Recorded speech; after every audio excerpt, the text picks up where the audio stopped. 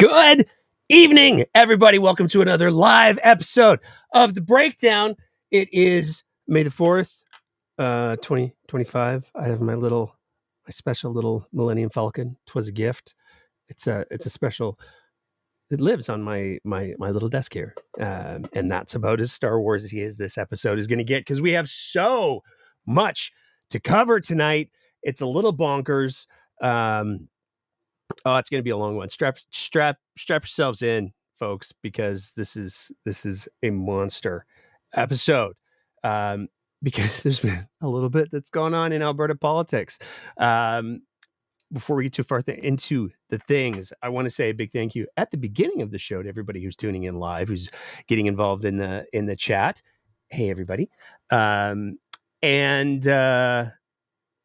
Yeah, let's just get right into it because we've got everybody is going to hate me by the time that we're done tonight's show. To start with, let's start by talking about coal mines again more because it's still a problem. It's an ongoing issue in the province of Alberta, and we're going to continue to talk about it until it stops going away. Now, in order to set the stage for the story that we're going to talk about, because the Tyee dropped quite a little story this week. In order to set the stage for it, though, we got to play a couple clips. Got to go down memory lane. You've heard these before. You'll hear them again because they are incredibly relevant. So let's go back just a few months to the commitments that were made on coal mining by Brian Jean and Rebecca Schultz. How will this affect the Grassy Mine proposal? Well, the Grassy mine proposal, of course, was an exempt mine going forward, but there are absolutely no exceptions in relation to selenium and the effect and the long ongoing scenario of selenium. And the AER is, of course, an arm's length independent regulator, and we're going to make sure that they will be dealing with all of the new mine applications as well as the existing ones. And I love that clip so much. The AER is arm's length, and that's why we're going to make sure they do the things that we tell them to do. I'm only slightly paraphrasing. That's part of the tragedy of that whole clip. But the other big piece of the clip is it makes it clear that selenium is it's on the list of priorities for the UCP. It's maybe not the biggest one, but it's on the list, and we're gonna leave it to the AER to deal with the selenium questions. I promise you this is going to be relevant in just a minute. But before we do, we got to go to Environment and Parks Minister singing the praises of coal mining because we live in Alberta. So will you guarantee that there won't be a selenium problem if Grassy Mountain goes ahead? Here's what I would say. Our job in the Department of Environment is to set the environmental standards. The AER is then the arm's length regulator who ensures that any and all companies, no matter where they are in the province of Alberta, but especially so in southern Alberta, where water and these types of concerns have been raised, that they are adhering to those high standards. If they are not, obviously the AER as the regulator has a number of levers to ensure that they are either brought into compliance or they are not. Oh, the AER, they're so hardcore. They are. They, after the toothpaste is out of the tube, they have the very, very, very best of the bounty sheets to give stern looks or something. And some people said that might be perhaps a little bit of a cynical interpretation of who the AER is and what they do. Some people might say otherwise, especially in the light of the story that the Tyee dropped this week. And this is so illuminating. Let's use the word illuminating because that sounds more optimistic.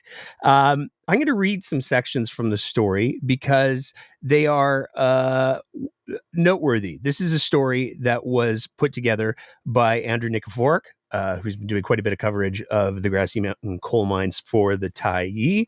From the story, documents obtained by the Tyee show that Peter Doyle, then CEO of Montem Resources, not only fought a request to establish monitoring for the fish-killing toxin and water pollutant at 10 Mountain, but entered into a 2-year-long dispute with the regulator. Also from the story, Montem suggested that the abandoned mine site didn't need a new environmental impact assessment, or EIA, because the study completed 47 years ago adequately described the kind of mining Montem wanted to do, which had not changed significantly in nature, which I think perhaps does not reflect so well on the claims that we've seen by Brian Jean, Rebecca Schultz, and Premier of Alberta Danielle Smith, in that the coal mining technology has improved light years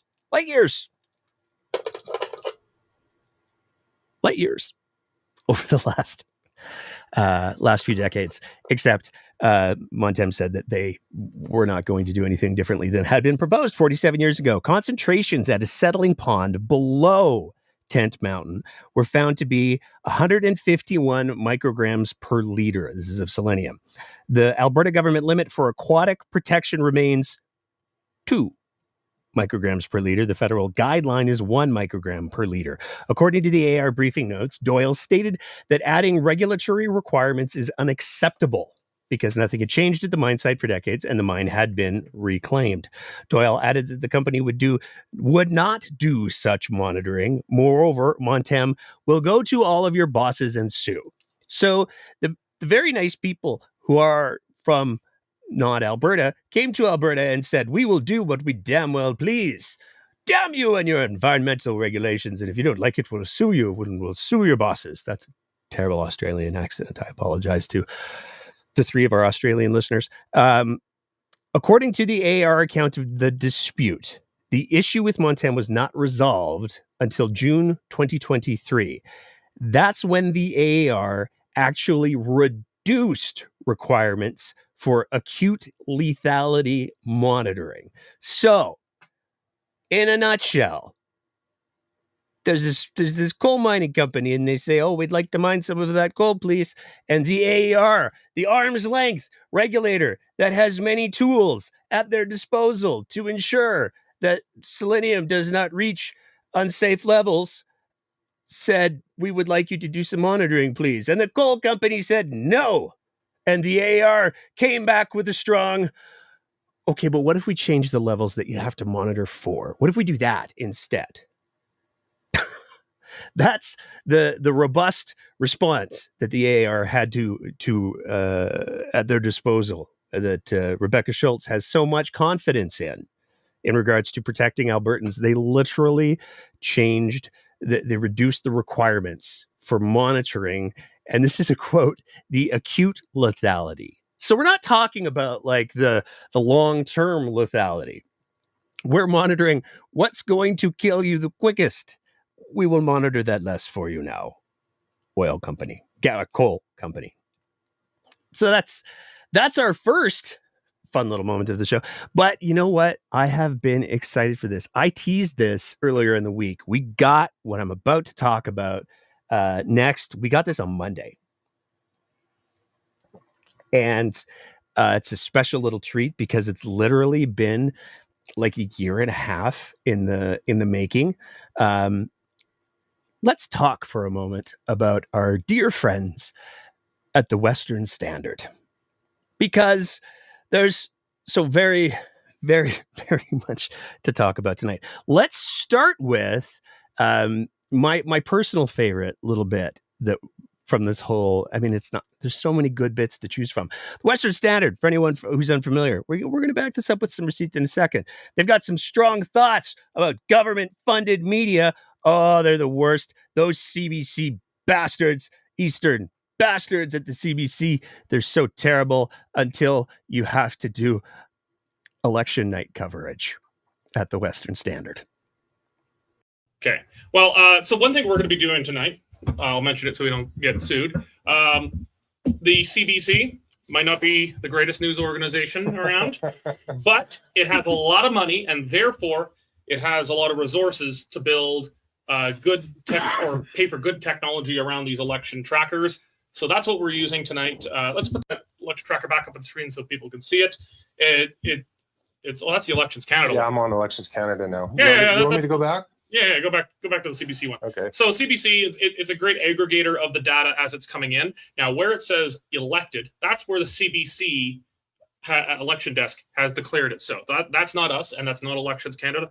That's a call from the CBC. And whatever you think about them, that stuff is going to be generally pretty accurate. There's no sense in calling it wrongly because it won't actually change it. You'll just have to make an embarrassing correction later. So the CBC has no incentive to call that wrong. So let's try to be fair. Let's do, shall we? 'Twill be fun for all of us, I think, because we're gonna talk about. We did a whole episode a little while ago on the Western Standard. You can go back in the archives and find that one. But there is a piece to that episode that we didn't get the closure that we were looking for on, and we're going to talk about that tonight. And we're going to get a little bit of closure.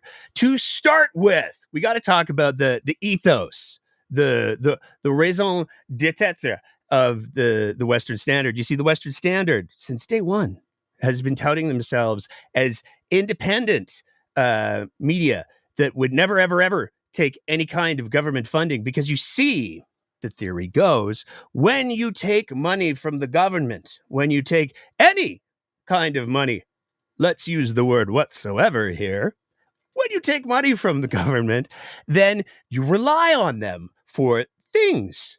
You rely on them for your operating funds in some capacity. And if you're reliant on anybody, then that could create potentially the risk of perhaps some bias. And we wouldn't want that, would we? I'm paraphrasing though. I'll just let Derek explain it to you. Even those few bright spots of independence and free thinking in the mainstream media are now on the government dole and cannot speak without fear that the government could pull their funding at any time. There are a few great journalists in the non-government-owned media, but they mostly work for large corporate interests owned and operated out of Toronto, Ottawa, Montreal, and New York. Western voices, voices that speak for the West without fear of what their bosses in Toronto will say, are far and few between. Because we are one of the only genuinely independent media in Canada, we are able to speak freely and cannot be cancelled by Ottawa. Supporting independent media with your membership is the price of having any media left in this country that isn't on the government take. If you want there to be any independent Western media left, then we need you to step up and support it. Without people like you supporting independent media, all that will be left is the corrupt, government-owned, and that government-owned and government-funded press. Just the absolute worst. But just to make sure, I mean, as you said it like 6 times in the video, but whatever. But just to make sure that we're really speaking fairly, let's go to it's since been removed from the menu of their website since we did our episode. Funny how that happened. But it's still on their website. The hyperlink still worked, we know because we checked it. So let's go to the screenshot that we took from our episode back then. And there's one particular line that's really, really quite important. While breaking the mold of old mainstream competitors, we strictly adhere to established journalistic standards. This allows us to straddle a large, mostly empty market between the mainstream and alternative media. The Western Standard proudly refuses to accept any government funding whatsoever. Our readers know this, and it is important.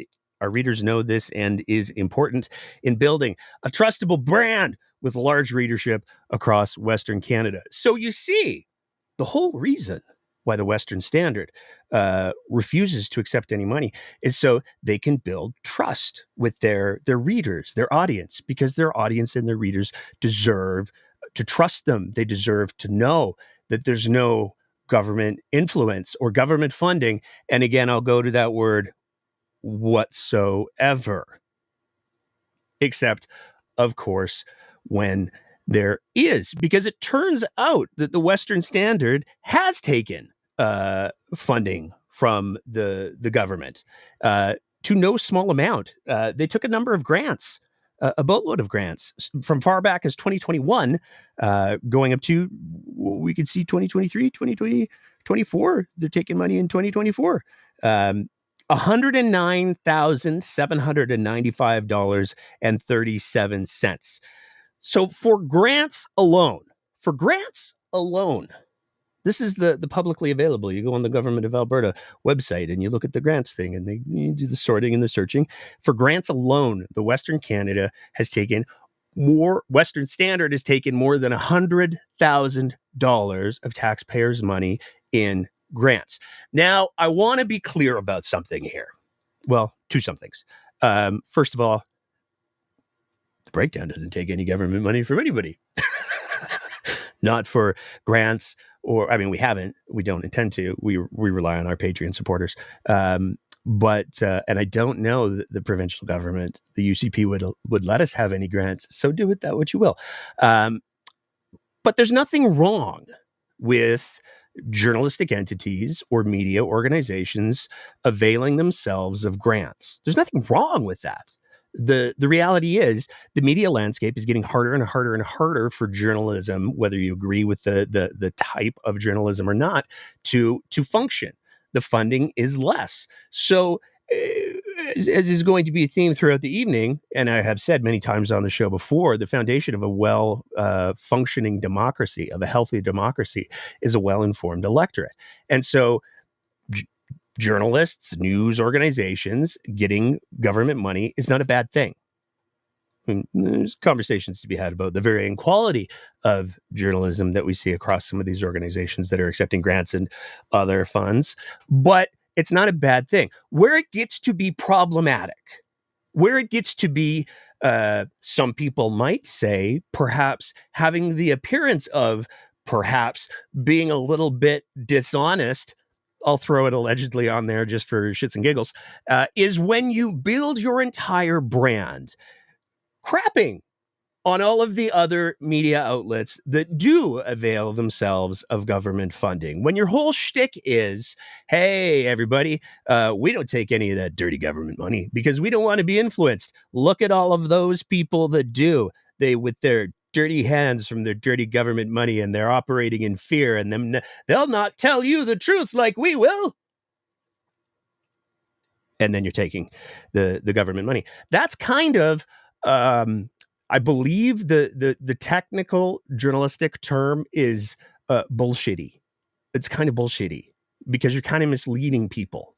There's certainly a strong argument to be made of that. But that's not all, because one of the other things that we noticed that we talked about in our episode was the Western Standard was running some banner ads. Now, in the land of marketing, banner ads aren't that...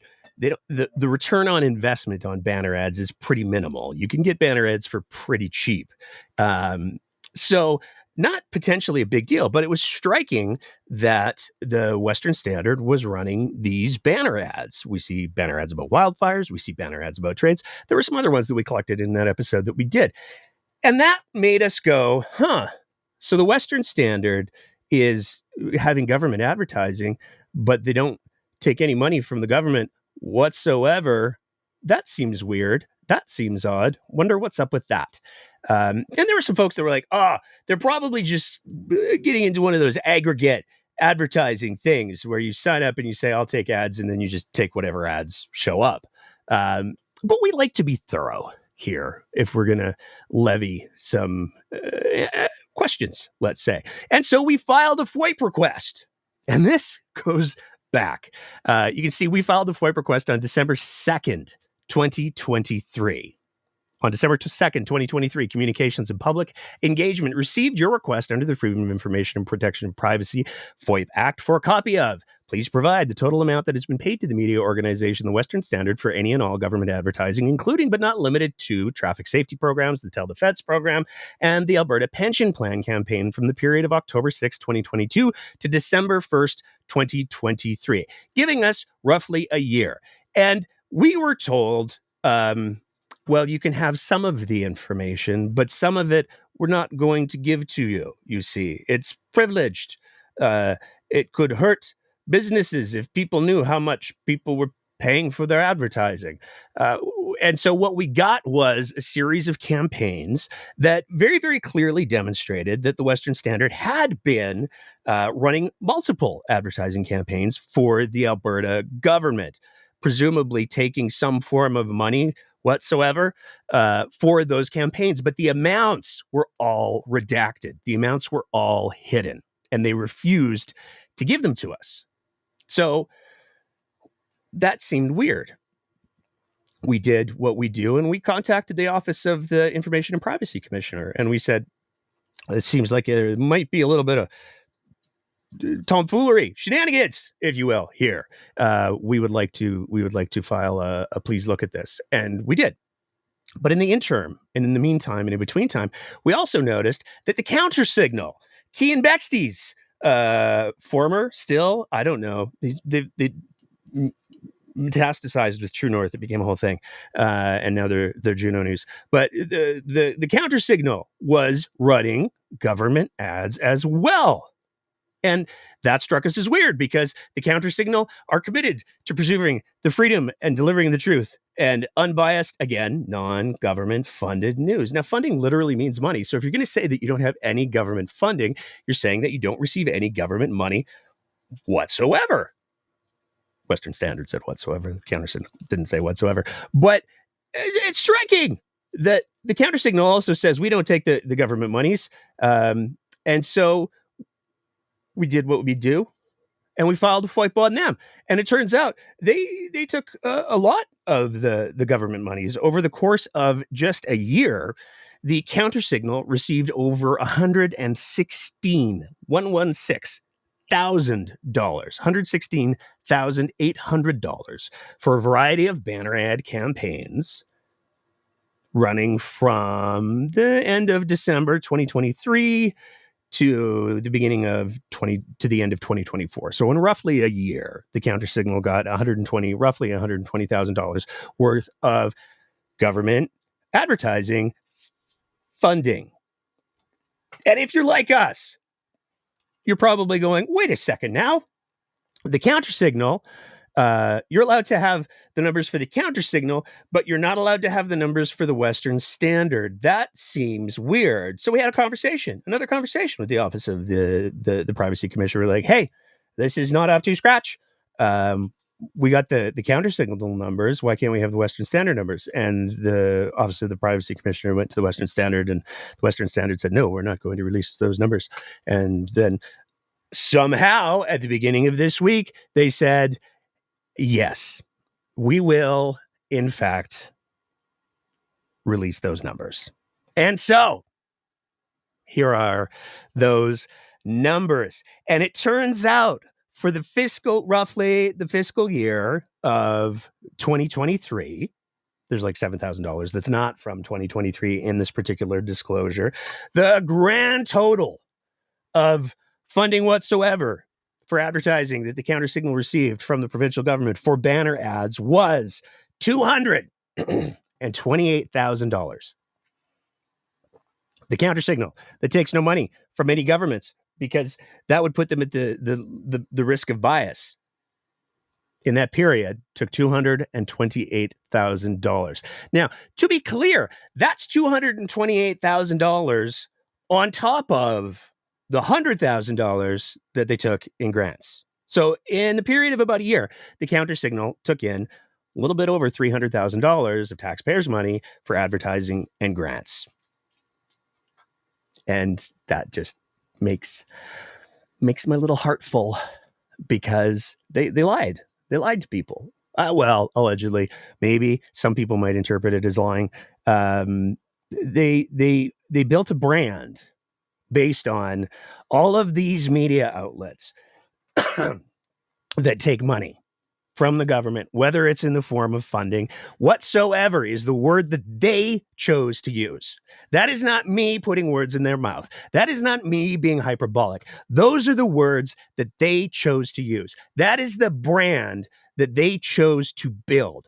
And it was not an accurate picture, which is wild because as Derek Fildebrandt is borrowing, poaching I don't know. Is poaching the right word? I feel like it might be, but I don't know. It feels like there might be some complex history there. I'm not sure. But we'll go with it. As Derek Fildebrandt is poaching, apparently without permission, from the CBC and trash talking the quality of news that the CBC produces. He's doing the exact same thing that the CBC is doing, albeit clearly to a smaller scale, because the $300,000 that Derek Fildebrandt got clearly, or the Western Standard got, my apologies, Derek, clearly didn't go towards building the infrastructure for covering elections, because they had to poach from the CBC. Moving on from there. That was so satisfying. It was like 2 years, almost to the day. It was like 2 years for us to get that answer, because the Western Standard refused to give us that, refused to allow the government of Alberta to release that information, which in and of itself, I'm sure some people might find or might interpret as being somewhat damning. Because if you're saying, hey, it would hurt our business if people knew that we've actually been taking the better part of more than $300,000 in one fiscal year, then that would hurt our business. That almost seems like, I'm sure some people, I'm not saying I would, but I'm sure some people would probably look at that as an admission that maybe they know that they misled people. I don't know. That's pure speculation on my part. Moving on from there, though, we got to talk about this photo, because this photo has gotten a lot of attention over the last little bit. And credit where credit is due. There's a lot of people who lifted the photo and just started putting it up, but credit where credit is due.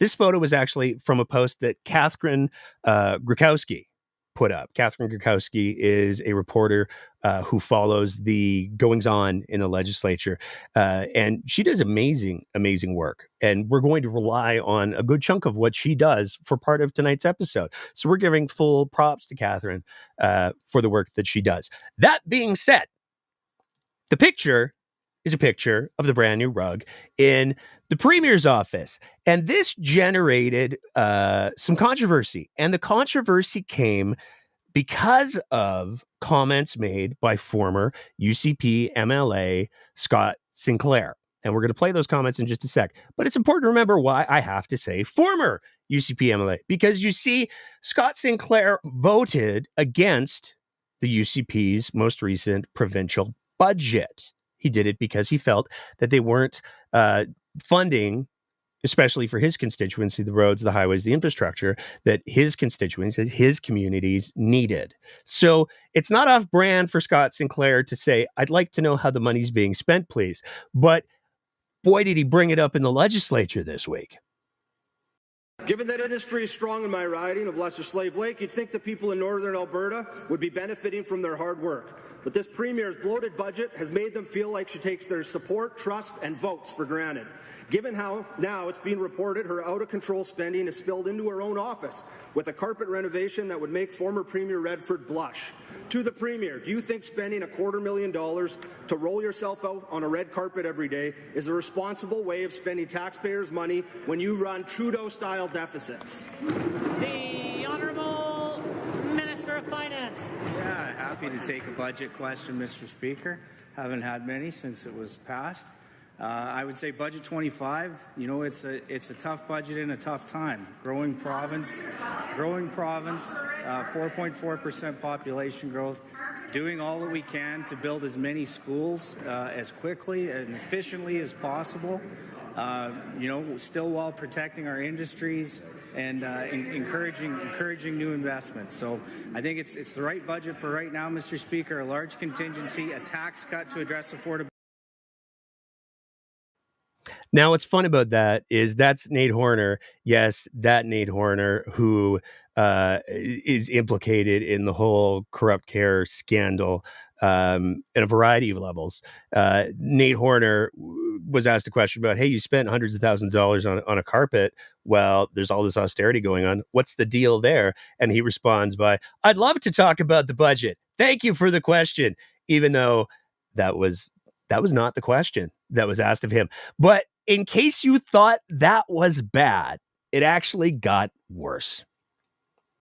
Given that highways and healthcare are the responsibility of the province, and given, like a tale as old as time for Northern Alberta, we watch another premier spend lavishly on wants instead of needs, and given there's now reports that this premier spent up to $300,000 on China for the government house in Edmonton. Mr. Speaker, I don't know if that figure includes the grey stuff. I heard it's delicious. If you don't believe me, ask the dishes. But to the premier, don't you think this kind of luxurious spending sends the wrong message to everyday Albertans when we can't get highways and healthcare? The Honourable Minister of Finance.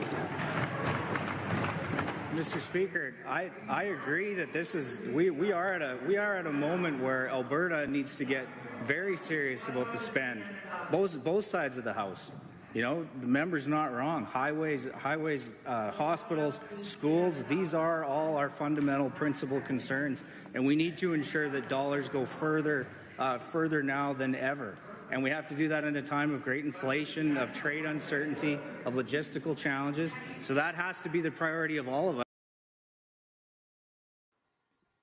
Which was a fascinating answer for a whole list of reasons, because as opposed to saying, yeah, I'm going to answer that question with an answer that wasn't in any way tied to the question, he seems to go, yeah, we really do need to, we're not good with money, which is a fascinating admission. Again, that's going to be another theme of tonight's show, regrettably. It's a fascinating admission to make, but it's weird. You have these MLAs like Scott Sinclair, like Pete Guthrie, who've been kicked out of caucus, and Danielle Smith refuses to answer the questions. He sends up one of her minions. Not so much with your province, your premier, though. I would like to know why the premier put over $400,000 on a carpet that you walk on and claw back $200 for disabled. I'm not disabled. I'm a senior, but I do know a lot of disabled people that want to live in their home yet. And she clawed back $200 for the disabled. Some of them are skipping meals. So they can't eat. I'd like her to live on what the disabled are living on. I'm not disabled, I'm a senior, but I've been working with volunteering, basically, for those people. And I would like to know, why would she do something like that and spend over $400,000 on a carpet she's going to walk on? She had my vote a couple times, but she will not get my vote this time.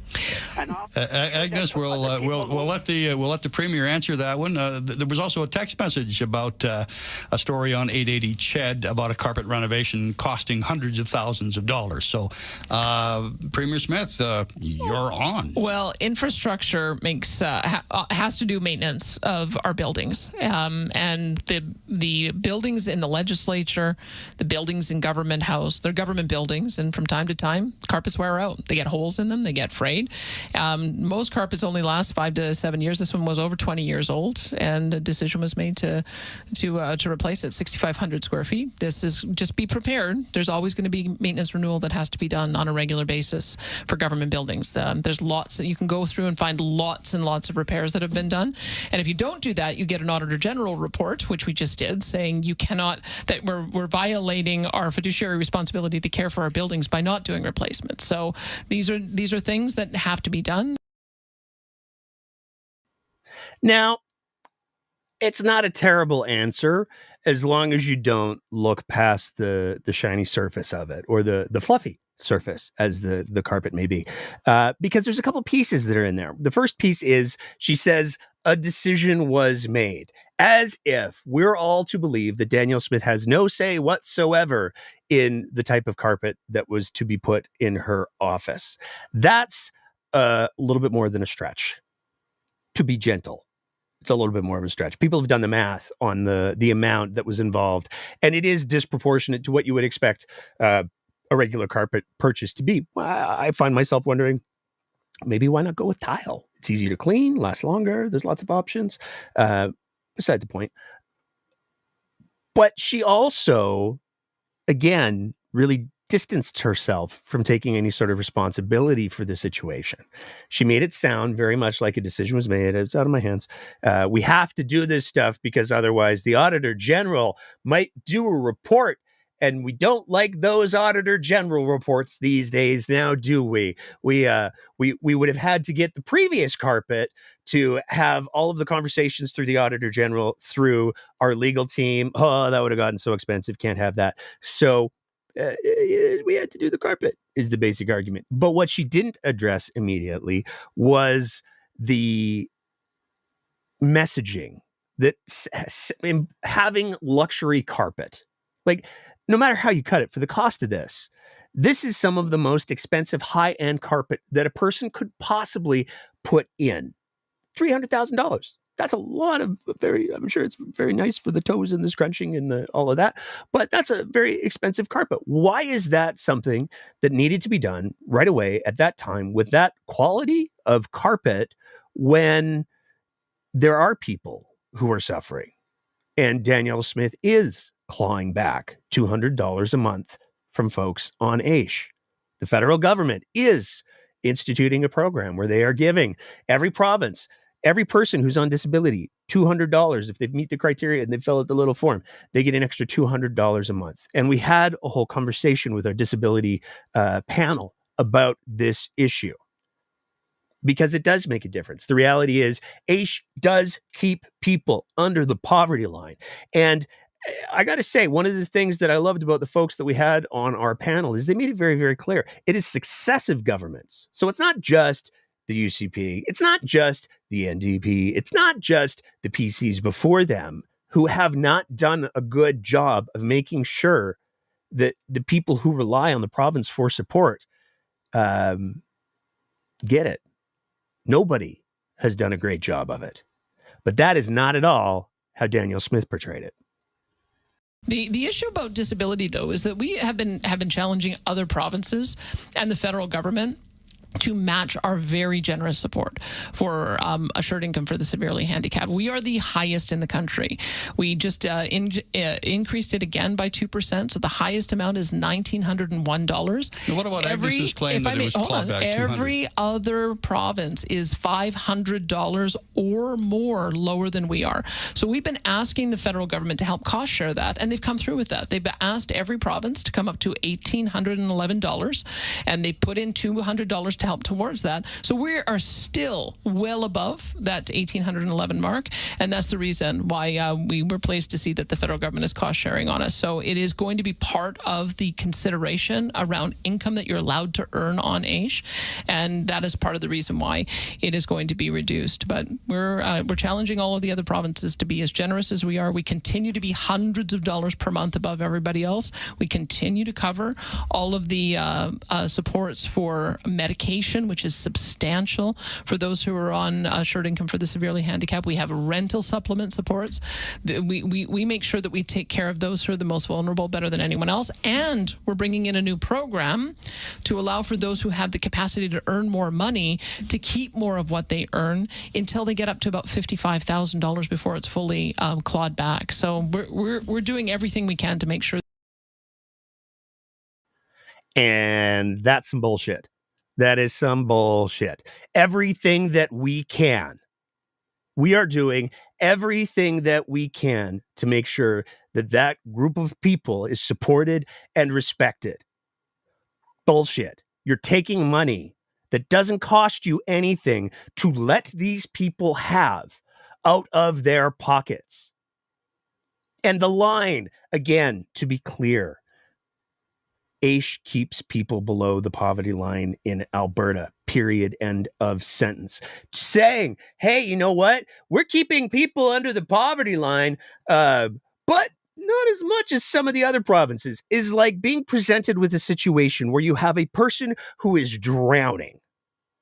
They do not have the ability on their own to extricate themselves from that body of water that they're drowning in. And rather than lift them out of the water, your response is instead to go, I'll tell you what I'll do. I'm going to throw you, we'll give you a couple packing peanuts. You can hold on to those. Hold on to those packing peanuts really, really tight. You know what? The good news is, I know we're only throwing you packing peanuts, but we're going to give you 5 more packing peanuts than any other of the other provinces are going to give you. It's ludicrous and it's offensive. And I can only imagine how people who rely on AISH to make ends meet as best they can. Because as we heard from our disability panel, what the very angry lady said who asked the question said is not wrong. In fact, it's very accurate. There are people who skip meals. There are people who aren't able to get the food, get the things, because AISH keeps them below the poverty line. And to try to take a victory lap on the backs of some of the most vulnerable people in the province displays not only an impressive level of indifference, but a complete willingness to manufacture a reality that is not real. That's what Danielle Smith did in that whole statement where she talked about AISH. She said, well, we're glad the federal government is cost sharing. We're taking that money that is meant for those people, and we're going to call it cost sharing. We're the most generous. We're so generous. We're doing everything we can to make sure that these people know that they're important and they're respected. We're doing everything. Going on a radio show and speaking about a program that for many doesn't even reach the bare minimum, as if you're doing some sort of wonderful charitable act better than anybody else, is a lie. And everybody who hears Danielle Smith's version of those events, who isn't on AISH or doesn't talk to people who are on AISH or doesn't know somebody who's on AISH, is going to hear that and go, I guess we are doing pretty good. Danielle Smith said so. She's manufacturing a reality that doesn't exist. And that's horrifying. But it's kind of her jam. And this all feeds into the bigger point that we're going to make at the end of the night. But before we do that, we got to talk about Bill 54, because damn, this thing is, you can't even call it a firecracker. It is an atom bomb. It is crazy how much damage this bill is going to do. The idea behind it is Alberta is going to overhaul a bunch of different things. One of the things that they're overhauling is election spending. So they're going to reallow unions and corporate spending. They're increasing the election spending limits. So how much all of the different people can spend.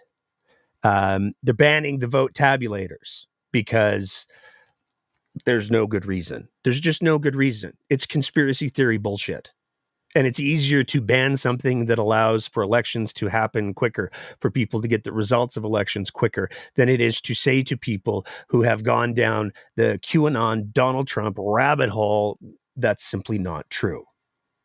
There's a difference between an electronic voting machine and an electronic voting tabulator. And I'm sorry that David Parker has done a hot garbage job of explaining that to you, to exploit you, but it's simply not true. That's a responsible answer. What's the province's response? What's Danielle Smith's response? We'll just ban them. And as well, they've made some major changes to two other little Democratic programs. One of them is the recall. So the criteria in order to recall politicians. The other is around citizen-initiated referendums. And this is where we got to just touch on one little thing before we move on from there, because they had a press conference and a lot of different things came up at the press conference. We're going to deal with the little ones first, and then we'll move to the bigger ones. But one of the questions that came up is, with these changes, you will now be able to, without your family members' consent, buy a party membership for them. Investigation of the UCP in leadership races. These changes would permit people to buy party memberships for a spouse or other family. It does not require their consent, and there's no dispute mechanism. So let's say my husband wanted to buy an NDP membership so he could cast 2 ballots for Nenshi in the leadership review. I would have no way of saying unacceptable. So who was asking for this and why? Well, I think generally speaking, families typically have these conversations amongst each other, and they work together. They talk about where their political views are leaning towards. They look to talk and discuss important issues of the day together. We'd like to think that happens in most families, if not all. And certainly having the ability to, for one individual to purchase a membership for a spouse or a child is not intended to indicate or to suggest that there would be some nefarious type of approach. What it was intended to do is allow for one individual in a family to be able to make a purchase, a bulk purchase, if you will, for direct family members when those family members are all in agreement. We don't presuppose that any family member will buy multiple memberships to cast multiple votes for any individual, and we certainly would not suggest that is appropriate whatsoever.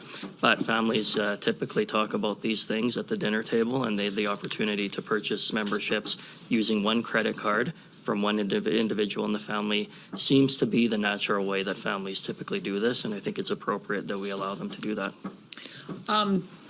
To be more direct, we're actually going to hold the NDP to the same strict standard that we have in the UCP. The UCP has always said you can only buy a membership for yourself or a close family member. You can't bulk buy memberships, and so this will ensure that all political parties have to follow that.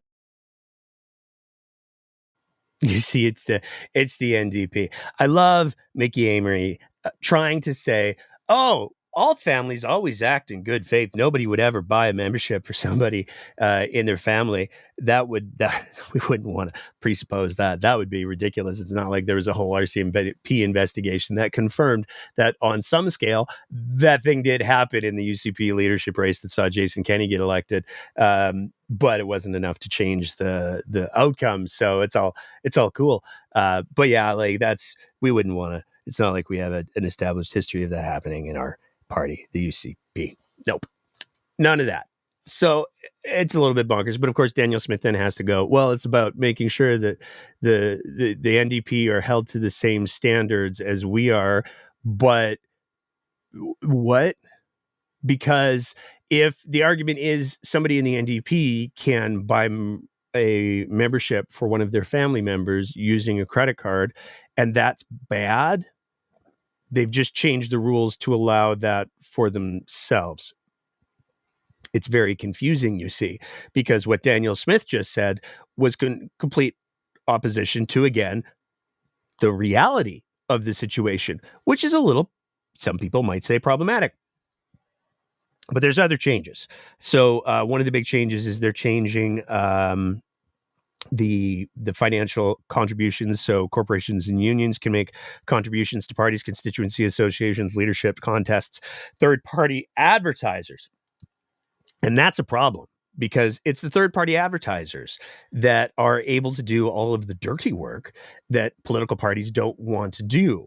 We saw that certainly in the most recent federal election, where there are a lot of third-party advertisers who were casting a lot of aspersions and saying some really gross things in order to try to sway things for their particular party, because they have that perception of, well, see, but it's a third-party advertiser. It's not Daniel Smith saying these things. You see, it's Alberta United or whatever. The bill also proposes changing the formula-based approach to provincial election spendings to a limit of $5 million for each registered political party, which is, I would make the argument, an insane amount of money, given the whole age conversation that we just finished having. But what do I know? Expense limits per candidates are set to rise from $75,000 to from $60,800, and expense limits for parties in a by-election. Hey, do we have any by-elections coming up? So weird. Will grow from $75,000 to $75,000 from $28,000. So they're tripling effectively the amount that can be spent in a by-election. That's just a wild coincidence. But where it got really heated was around the changes to referendums. We are expanding opportunities for Albertans to be involved in direct democracy by making changes to the threshold needed for successful citizens' initiatives. The signature collection time for citizens' initiatives will be extended from 90 days to 120 days. We are also improving the process by setting the threshold to be 10% of the number of eligible voters who participated in the last general election, as opposed to being either 10 or 20%.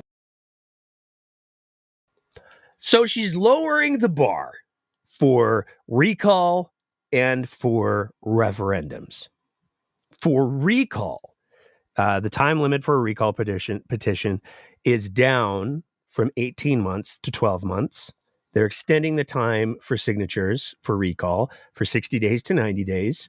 And they're reducing the standard for recall vote to be authorized from 40% of the total number of electors to 60% of the total number of electors who voted in the most recent election, which is a smaller number when you consider how many people actually show up to vote in elections. And they're also getting rid of vouching, which is, again, dissonant given we're making democracy more accessible. It's a fascinating little approach. But where things really got heated had to do with the citizen-initiated referendum and the lowering of the bar, because right now petitions must have signatures from 10% of registered voters province-wide. That is rising, and that can go up to 20% on other issues. The bill seeks to lower that bar from 10% of the number of eligible voters who voted in the last election. So it's not the total number of people eligible to vote. It's only a percentage of the people who voted, which brings down the threshold by a whole lot. To Alberta separating? I feel that question wasn't directly answered. Well, not by me. I believe in Alberta's sovereignty within a united Canada. However, there is a citizen-initiated referenda process that if citizens want to put a question on a ballot and get enough of their fellow citizens to sign that petition, then those questions will be put forward. Again, I don't want to prejudge what a question might be. So Danielle Smith is turning around and saying, hey, you know what? I'm going to make it a lot easier for people to do the thing. But gosh, if somebody decides to hold a referendum on separatism, I wouldn't have any control over that at all. That's just, I'm not going to do that. And we used this rather blunt metaphor on our social media earlier this week, but it's kind of like walking into a preschool and leaving a loaded gun on the floor and then just walking away. Well, I didn't pull the trigger. Who could have known what was going to happen? It's irresponsible. And particularly when we talk about the kind of rhetoric and the kind of information that is information, air heavy on the air quotes for that one, but the information that's out there in the ether, it's very, very dangerous because there's a lot of misinformation. There's a lot of disinformation that exists on the issue of separatism. And some of that disingenuousness in regards to whether or not there was going to be a separation referendum was quickly dispelled from none other than the UCP party president. Rob Smith posted on social media, please do not expect a statement from our premier party about independence, since we are not a party with independence in our platform. We don't even have a policy giving consideration to independence. But our premier has just made an announcement that lowers the bar on the ability of our Albertans to trigger what so many are talking about today. Given this legislation is already forthcoming, it is once again obvious that our UCP government, led by our leader, Danielle Smith, listens to and knows what Albertans want. And if they want a referendum on independence, they'll get it. So it's very, very clear that the notion that, oh yeah, nobody could have seen the separation thing coming, that's just so crazy. I don't want to presuppose. They love that word this week, presuppose. And it didn't take long for other folks to figure it out and to pick up on that. The Sturgeon Lake Cree Nation and the Mikisew Cree Nation put out a letter and then CC Danielle Smith on the letter. They put out a letter to Danielle Smith, and then they CC'd current Prime Minister, Mark Carney, from their letter to Danielle Smith. You are attempting to manufacture a national unity crisis by enabling a referendum on separatism and a fanatical cell of individuals at the exact moment when Canadians need to unite against Donald Trump's America. The province of Alberta is on treaty lands. Please be advised that your irresponsible statements and actions are in breach of treaties number 6, 7, and 8. We demand that you immediately stand down from this conduct. Our treaties are sacred covenants and are to last forever. Alberta did not exist when our ancestors agreed to share this land with the Crown. The province has no authority to supersede or interfere with our treaties, even indirectly by passing the buck to a citizen referendum. If you or any Canadians are not happy living on treaty lands, they are free to apply for citizenship elsewhere. And then they CC'd Mark Carney, and we're like, Mark, would you please do something about this here? But they weren't the only ones who weighed in on this as well. The Satellite Cree Nation also issued a statement, and they had some very, very strong words in that statement too. We will not stand idly by as your government attempts to erode and undermine the agreements that precede your province's existence. The treaties are not symbolic. They are binding legal commitments that your government must honor. Any move to nullify or sidestep them is a declaration of open hostility against our peoples. Furthermore, your rhetoric and actions are stirring unrest and threatening the stability of both Alberta and Canada. This separatist agenda is not merely a provincial issue. It risks economic turmoil, social division, and national instability. Our treaties are non-negotiable, and any attempt to infringe on them will be met with unwavering resistance. And that, to be clear, is just a sampling from the letters. If you want to read the full letters, you can find them on all of the Facebook pages for all of the respective nations. We have them on all of our social media as well. But I would encourage you to go check out the sources because that's important to do. So those letters came out. We're doing this in chronological order. Those letters came out. Danielle Smith had a press conference the day after those letters came out, where she was announcing that despite having told the federal government, because she's so trustworthy, you see, she was going to give them 6 months to change 9 things. She had a long shopping list of things that she wants Mark Carney to do within 6 months, or there's going to be trouble. And she's the one who used national unity crisis. So it's fascinating that in the run-up to the election, the federal election, Danielle Smith was all, oh, if you don't do this, there's going to be a national unity crisis. And then she throws the gasoline on the kindling and hands the matches to a bunch of folks. The press conference was interesting. And I need to ask about this lawsuit or referring this issue to the Court of Appeal. Can you just walk me through the timeline here, because I'm confused. In March, the Premier had a list of 9 demands to whomever becomes Prime Minister, and one of them was this issue, to address this issue. Mark Carney hasn't appointed a cabinet yet. We don't know who the Environment Minister is. We have not hit that 6-month mark. It seems like they haven't even had a chance to address this. So why are you bringing this forward now? Well, most certainly. Let me take you back just a little bit. We know that the clean electricity regulations were introduced in 2024. We tried to work with the federal government to try and provide our input time and again to see if we could help address some of our concerns. They were ignored. During the course of the election, as you already know, Prime Minister Carney doubled down repeatedly on his position as it relates to various things, including the clean energy regulations. We've seen no indication that it is going to change. It is our intention now to refer the matter to the Court of Appeal. Now, the process, as you asked about, is that we will refer it today to the Court of Appeal. We will work with the Court of Appeal on scheduling. Our internal counsel will be handling this matter, and we'll. So we didn't like what they said in the election, so we're going to go ahead and disregard what we said we were going to do and do this new thing that we said that we were going to do the whole time. Again, we're changing the reality of the conversation. And it wasn't the only place that happened. What's actually happening with the pension plan initiative? Well, I have said that I would put it to the people if I saw evidence they wanted to vote on it. I'm not seeing that at the moment. I think part of it is that we don't have all the answers that we were hoping for from the federal government about what the transfer would be. But again, that's another issue that could be put to citizen initiative. If I'm misreading the public on that and they want to have an actual vote on it, then that's another issue that could be put forward by citizen initiative. But at the moment, I'm seeing, again, same results you are. I'm not seeing that there's an.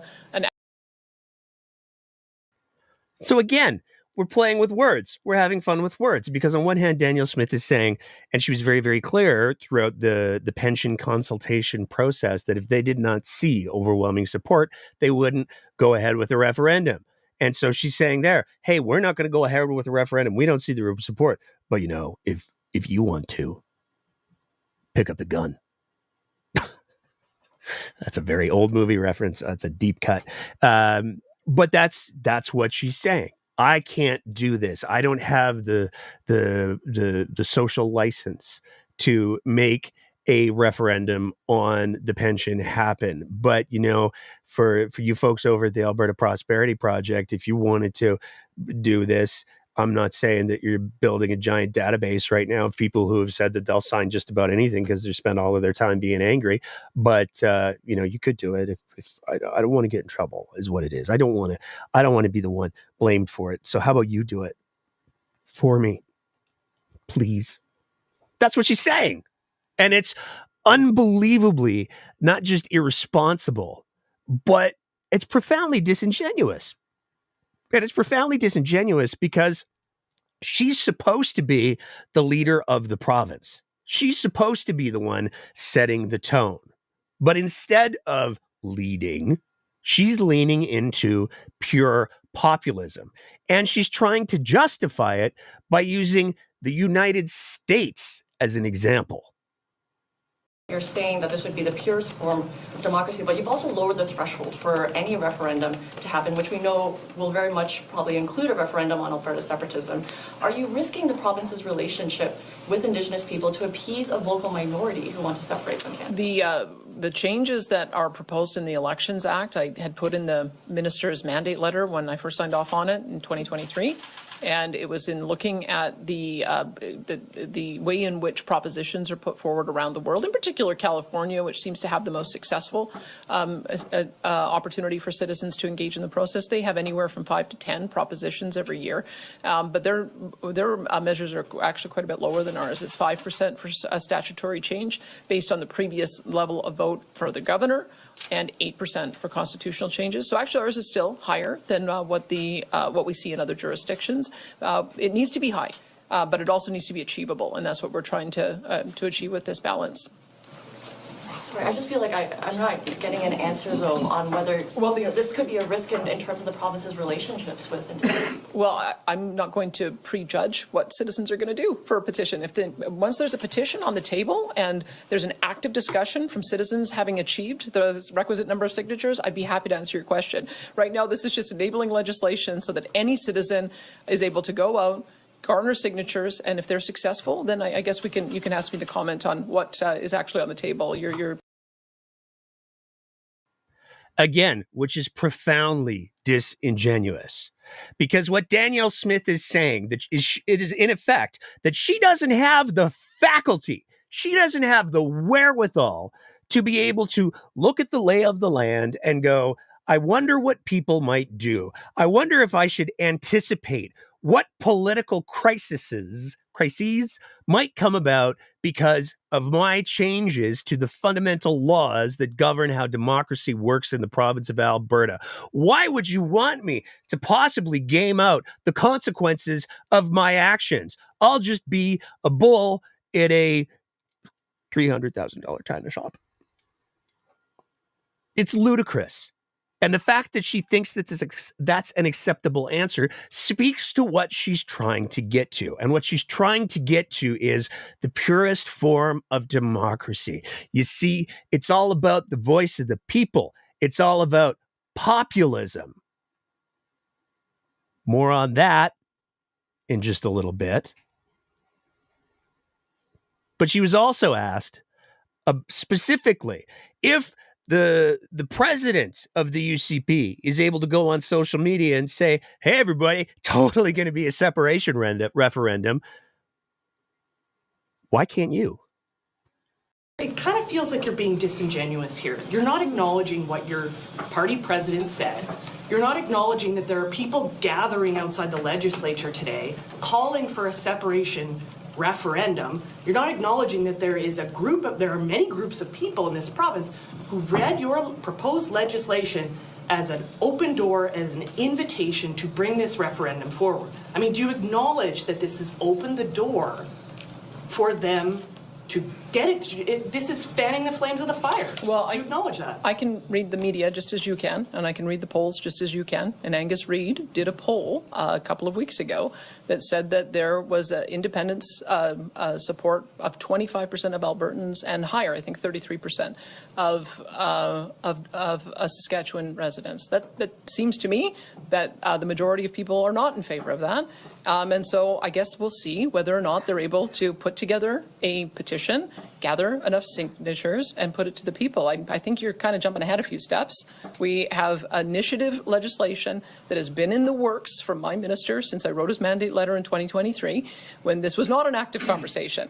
This legislation came forward now because we have a whole pile of rules that we need to change, because we have to start preparing for a provincial election in 2027. So this is just part of the process. And we had heard from the public on both our recall legislation and our citizen initiative that the bars were set too high, and they wanted us to bring them down so that certain questions could be achieved through a petition campaign at a more reasonable level. We looked around the world. We looked at California, which I think is really the hallmark of this type of legislation, and we brought our.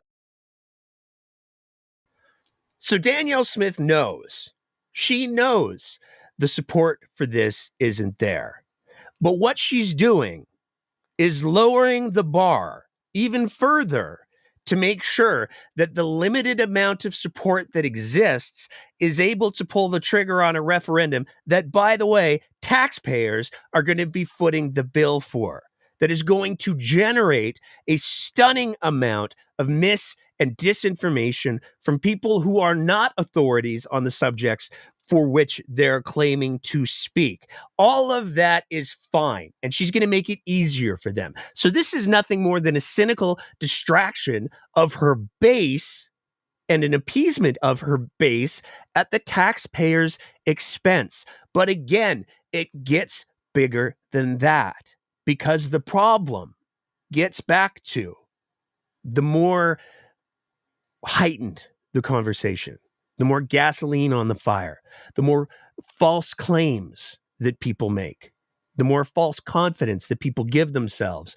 because they read something that their Uncle Barney posted on Facebook, and I really want it to be true. I just really, really want it to be true, so I'm going to believe it. All of those things are going to happen. All of those things are going to cause further division, further damage to our democracy. But Danielle Smith doesn't care about any of those things because she wants the purest, most uncut form of democracy, apparently. Which brings us back to the letters.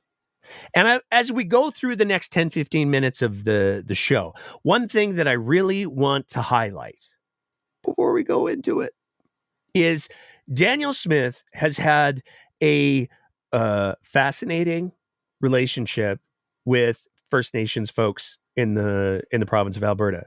She has at times claimed to be Métis with no documentation. She has at times claimed to be Cherokee with no documentation. And in fact, APTN did an investigative piece where they tried to find any evidence and they could find none. So Danielle Smith is very, very good at putting on the pretendian clothes when it suits her. She's also very, very good about talking about how important the First Nations folks are to her when it benefits her. We've heard her talk about economic corridors, and we can use the relationship with First Nations and the treaty lands and the reservations to get around all of those bothersome federal environmental laws because they're sovereign nations of themselves. And so we can use that to get what we want economically. which is a pretty gross way of talking about it. But she was asked about the letter. There was a letter sent to yourself and one also sent to the Prime Minister from the Chief of Sturgeon Lake Cree Nation and the Chief of the Mikisew Cree First Nation. They say that you're attempting to manufacture a national unity crisis by enabling a referendum on separatism. My question to you is, what will your government do to ensure any referendums respect and do not breach Treaties 6, 7, and 8? Well, first, let me say that we respect all of the treaty rights that are enshrined in the Constitution under Section 35. And the Citizen Initiative Act is not new legislation, and it was never designed to, nor does it breach treaty agreements. The Citizen Initiative Act, I think, is the purest form of democracy we have, and it gives all Albertans an opportunity to play a direct role in the democratic process by inviting them to have a direct say on issues their fellow citizens want to put to the people. Any Albertan can put an idea forward on any topic, and if they're able to get the number of signatures, then it would go to a vote, and that includes a vote of members of First Nations, and we encourage Indigenous. Oh, see, so I promise it's not violating the treaties. I don't know how anyone could possibly walk away with that impression. And they can vote in the referendums too, so it'll be fine. Which is paternalistic, to say the very least. But it wasn't the only question she was asked on that. Asking you to speak directly to those First Nations leaders. There's some strong language in here calling your statements and actions irresponsible and demanding you step down from your conduct immediately. What is your response directly to them? And how would you characterize, I guess, your perception of your relationship with them when they are seeming quite frustrated? Well, I can see that the media is trying to describe this legislation as something it's not. It's a citizen initiative change that any petition can come forward. I gave some examples in the legislature yesterday. In California, which is a very left-wing jurisdiction, they have brought forward petitions on rent control. They brought forward petitions on legalizing cannabis. I would just encourage people to not look at this through an ideological lens. If you've got an issue that is important to you, that you think can garner the support of your fellow citizens, get out there. Start a petition campaign once this legislation is passed. You have 120 days. You'll be able to, based on the previous voter turnout, you'd be able to get 177,000 signatures, and you can put it to the people in the next. So you see what happened there. The first blame was the media. Oh, I see how the media is trying to characterize it. And those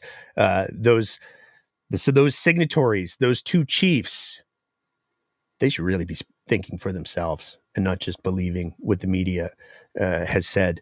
Because boy, that media. So you see, we're demonizing the media again. We're going back to that theme of the media must be lying. The media must be misrepresenting things.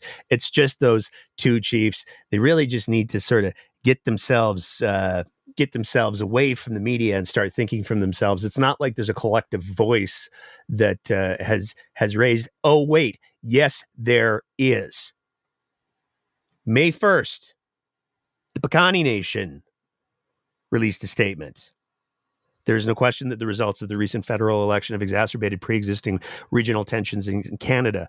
It is understandable that many people in the West are frustrated that their rejection of the Liberal Party was not mirrored in other parts of Canada. That frustration has led to several initiatives seemingly designed to give Albertans a path to renegotiation of confederation and indeed separation. There's talk of a What's Next panel to discuss alternatives to the federal status quo. Premier Smith and her government introduced Bill 54, lowering the threshold for signatures required to place a separation question on the ballot. Some organizers are claiming that they are already gathering signatures at a rate that would reach this threshold. It is at this point that First Nations in Alberta, representing Treaties 6, 7, and 8, must remind Albertans and their leaders that the aforementioned treaties predate Alberta. Those are treaties with the Crown, and Alberta lacks the authority to interfere with or negate those treaties. Proceeding down a path towards separation cannot be undertaken without the consent of Alberta's First Nations. We are here. We will aggressively protect our historic treaty rights and our inherent rights, and we will require that the Crown's obligation to First Nations be honored and fulfilled. But wait, they're not alone either, because the Four Nations of the Musqueam Treaty, from Treaty 6, Musqueam Cree also weighed in Reading from their letter. There can be no citizen-led referendum on Alberta separation. These treaties are sacred agreements entered into with the Crown, and they continue in perpetuity. Our treaties cannot be altered without our agreement. The Natural Resources Transferred Agreement with transferred Crown lands and mineral rights from Canada to Alberta was never consented to or authorized by First Nations. We never surrendered subsurface rights to the land below the depth of the plow. Alberta has no authority to attack our treaty, Aboriginal, and inherent rights. Our sovereignty and inherent rights to govern ourselves cannot be overlooked and must be recognized. We, as leaders of the Treaty 6 First Nations, condemn Bill 54, which is an insult to the spirit and intent of the treaties. But they're not alone either. Onion Lake Cree Nation weighed in on May 1st as well. Onion Lake Cree Nation is in active litigation with Alberta against the Alberta Sovereignty Within the United Canada Act to ensure our treaty is upheld and honored. We remind Alberta that no separation will happen without the free, prior, and informed consent of Treaty First Nations. Let us be clear. Our treaty and the ongoing treaty obligations are not dissolved by questions in a referendum. We call upon the Premier to stop this dangerous and inflammatory separatist rhetoric. Also on May 1st, the Sunchild First Nation weighed in. Also on May 1st, the Blackfoot Confederacies weighed in. Also on May 2nd, the Peerless Trout First Nation weighed in.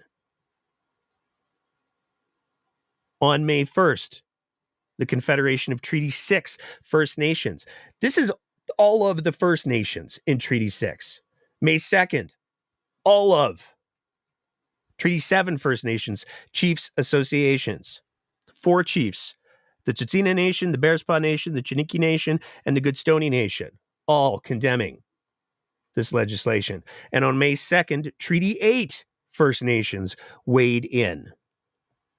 All condemning. And the Treaty 8 folks, they pulled no punches. Let us be absolutely clear. Our nations do not and never will consent to the separation of territories protected in our treaty. Alberta lacks the authority to assert independence over treaties beyond its jurisdiction. Any attempt to do so is illegal and undermines the foundational agreements that facilitated the establishment of the province. The treaties are constitutional instruments of enduring nation-to-nation agreements. Provincial actions that attempt to dismiss or displace them not only threaten our rights, but the legal framework of our country. Alberta's aspirations for separation or expanded sovereignty have no jurisdictional authority on treaty of lands, nor of the children, families, waters, or resources that our nations have protected since time immemorial. And if you're wondering why having the Treaty 6, Treaty 7, and Treaty 8 First Nations weigh in, here's a map of Alberta. This shows you the land that all of those treaties cover. It's literally the whole province. There's some little nubs of Treaty 10 and Treaty 4 that pop in there. But all of these treaties were signed predating the province of Alberta. And when you have the chiefs, the leaders of all of those treaties stepping forward and saying, this is not okay. This is wrong. This is a violation. It's unacceptable, and you shouldn't be doing it. For Danielle Smith to respond with a flippant, well, it's the media, is unbelievably disrespectful. But again, it was just one press conference. It's not like she doubled down on that line of rhetoric yesterday on Your Province, Your Premier, is it? Indigenous leaders are warning that the new referendum bill violates treaty rights. So how do you reconcile those two approaches, and what message does this send to Ottawa? I 100% respect treaty rights. Every piece of legislation that we do is in honor of Section 35 of the Act, of the Charter of Rights and Freedoms. Everything that I do is changing Alberta's relationship with Ottawa. The First Nations have their own relationship with Ottawa, and it's enshrined in treaty. That does not change. However, I can't prejudge what referendum decisions or petitions might come forward. Right now, there's zero referendum petitions. There's zero petitions at all for Citizens Initiative. All there is a law that's been on the books for 6 years now that had a very high threshold that was unachievable, which is maybe part of the reason why we never saw any petitions launched. And now we've made it so that anyone who has a burning issue of any type can bring it forward. But clearly, the First Nations have a special relationship with the Crown, a special relationship through treaty, and none of anything. Again, First Nations have a relationship with the Crown, with the treaty. It's not us. I'm not responsible for that. So again, we see how Daniel Smith will, our treaty partners, we're doing the reconciliation. We're doing all of these great, important things right up until collectively the people leading the nations in the 3 biggest treaties in the province of Alberta that cover the overwhelming majority of the geography have said, stop it. Then, I'm not going to listen to them so much. They don't know what they're talking about. I find myself speechless at how disrespectful it is. I have spent my week trying to find the words to articulate the horror and trying to begin to try to understand how this must feel for all of the First Nations that have spoken up and said, stop it.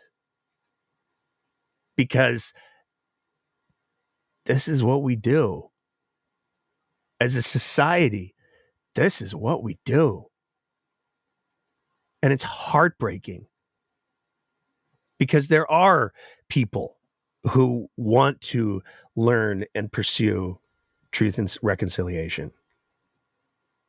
And the damage, the arrogance that the Premier of Alberta is doing to those efforts and to those relationships, I can only begin to barely imagine. Because I've got no illusions. I sit here I've said it many times before on the show, I'm going to say it again. I sit here in my peak privilege of being a middle-aged white guy. And I can't pretend to understand, to come even close to understanding what it is that being rebuffed and minimized by the Premier of Alberta must feel like. I can't. But I know that for me, it is enraging. It is profoundly disrespectful. It is heartbreaking. And that's for me. So for somebody, for the First Nations folks, the treaty signatories who are saying, please listen to us. And the Premier's going, I don't want to do that. I can't even begin to imagine how that feels. I imagine that it feels like more of the same. And that is the biggest problem with this whole situation. Moving on from there. I told you it's going to be a heavy one, folks. We're not even close to done yet. We got to talk a little bit about Peter Guthrie, because this dovetails into some of the same problems that this whole episode is trying to highlight.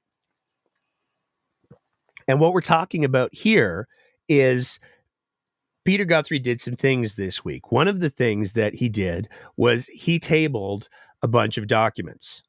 And he also asked some questions inside of the legislature. And it's worth listening to the questions that he asked and the responses that he was given in their entirety. It's a long clip, but I promise you, it's worth it. The honourable member for Airdrie Cochrane. Oh my God, that audio is terrible. We're going to not play that clip because that audio is horrible. I don't know what happened there. I'm certainly not going to ask you to listen to 3 minutes of that. But he asked some questions in pursuit of the conversation around the allegations going on in the corrupt care scandal. And He also tabled some documents. Now, the documents, these pictures here, again, full props to Catherine Krakowski, because these are, she took the pictures, she posted them on social media. But there's a couple of things that really do jump out about the documents that Pete Guthrie tabled that we want to take a second to talk about tonight. We are reading from the documents that he tabled. There's probably a need for me to say that these documents haven't been tested in a court of law. So I'll say that now. And then I will simply read from the documents, at least the sections. So this one is from a March 17th letter to the Auditor General. And there's some things that he includes. This is the summary of what he's provided to the Auditor General. My personal notes delivered to Cabinet February 11th. 2025. These are the notes that I used to convey my concerns to Cabinet regarding the serious issues at Alberta Health and AHS. The key points outlined in the notes include. So, pausing from reading, this is him saying to the Auditor General on February 11th, I brought these concerns forward to Cabinet. They are aware of all of the things that I'm about to detail here. Fiduciary duty, misrepresentation and omission of key facts. This occurred during the Health Cabinet Committee meeting. He's addressed this in multiple comments before, where he talked about the fact that the dismissal of the board was maybe a little bit shady. Conflict of interest. The Deputy Minister and Minister of Health are leading the investigation, presenting a clear conflict. The CEO dismissal. This is very interesting, and I imagine that if I was Athena Menzelopoulos' legal team, I would be very excited about this section. Athena was fulfilling her duties as CEO, but was fired because she refused to halt an investigation and declined to sign questionable contracts. Ruh-roh. Board dismissal. The board was removed because they resisted placing Andre Tremblay at the helm of AHS and providing documents to the AG and police. Requests for consideration. Complete and release the PwC report. That's the report that was being done to look into the allegations of malfeasance. Support the Auditor General. Remove Andre Tremblay. Move Minister Lagrange to another ministry. Provide relevant data to the RCMP. Goes on to detail more things that he expressed to Cabinet. Minister Amory connection to Mraiche, highlighting concerns about their close relationship. Amory procurement concern, questioning the hiring of JP despite his obvious conflicts of interests. Dale McPhee connection to Mraiche, noting Mraiche's major contributions to the Edmonton Police Foundation, raising further conflicts beyond their close friendship. Other issues with Mraiche contracts, recovery centers, surgical facilities, construction of the Enoch Surgical Center, PPE contract remains sole sourced. The Tylenol contract, and again, it's acetaminophen, it's not Tylenol. Was also sole sourced. Independent school program raises more concerns. Blaine Iskew, conflict of interest, noting involvement across AHS, MH Care, and ASG. While some members in this room supported my concerns, it was not overwhelming, and only a few acknowledged any conflict involving Minister Lagrange. He lists the participants: Premier Smith, Minister Lagrange himself, Minister Jones, and Cabinet. But there was another piece of document that he put out in that package that was very interesting as well. And this had to do with a text message that he included in that deal. So in that whole thing, he included a screenshot of a text message where he spoke with the Premier's right-hand guy, Rob Anderson. And he put that into context in one of the supplemental pieces. This is dated April 25th, 2025. I'm following on my submission from March 7th, 2025 with additional information. Health Cabinet meeting, January 30th, 2025, including my comments from the short notice meeting in which the AHS board was dismissed and information was withheld from committee members. As the only committee member to vote against the dismissal of the board, I stated, I feel like I'm missing something here.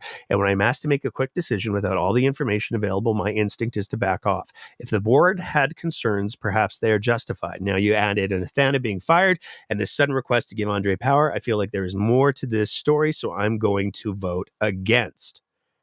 I have also included a text message I received immediately following my comments from Rob Anderson, who wrote, probably is more, Pete, but you need to trust that those who are spending hundreds of hours trying to do this work to do their job. Rob also added, you just asked me for the same on the compassionate intervention centers. The last comment referred to a request from the Premier's office for my ministry to commit to building 2 compassionate intervention centers, CICs, by 2027, each at a cost of $230 million. I told Mr. Anderson the goal was not possible, and the centers had not been fully designed, and the earliest realistic timeline would be the end of 2029. In my view, Rob's comparison was not relevant to the conversation at hand. Now, there's a lot to unpack there. There's a lot to unpack there. I mean, first of all, those were tabled on April 29th. And in there, we have allegations, which have alleged it's just alleged. Everything's alleged, of a very close connection between Minister Mraiche, the current Justice Minister, and Sam Mraiche, from the highlighting concerns about their close relationship. We have concerns about Sam Mraiche's alleged close connection to Dale McPhee, noting Mraiche's major contributions to the Edmonton Police Foundation, raising further conflicts beyond their close friendship. I'm just reading what's in front of me here, folks. And other issues with Mraiche contracts. The first one on the list is recovery contracts. Have we seen any public reporting about recovery contracts yet? I haven't.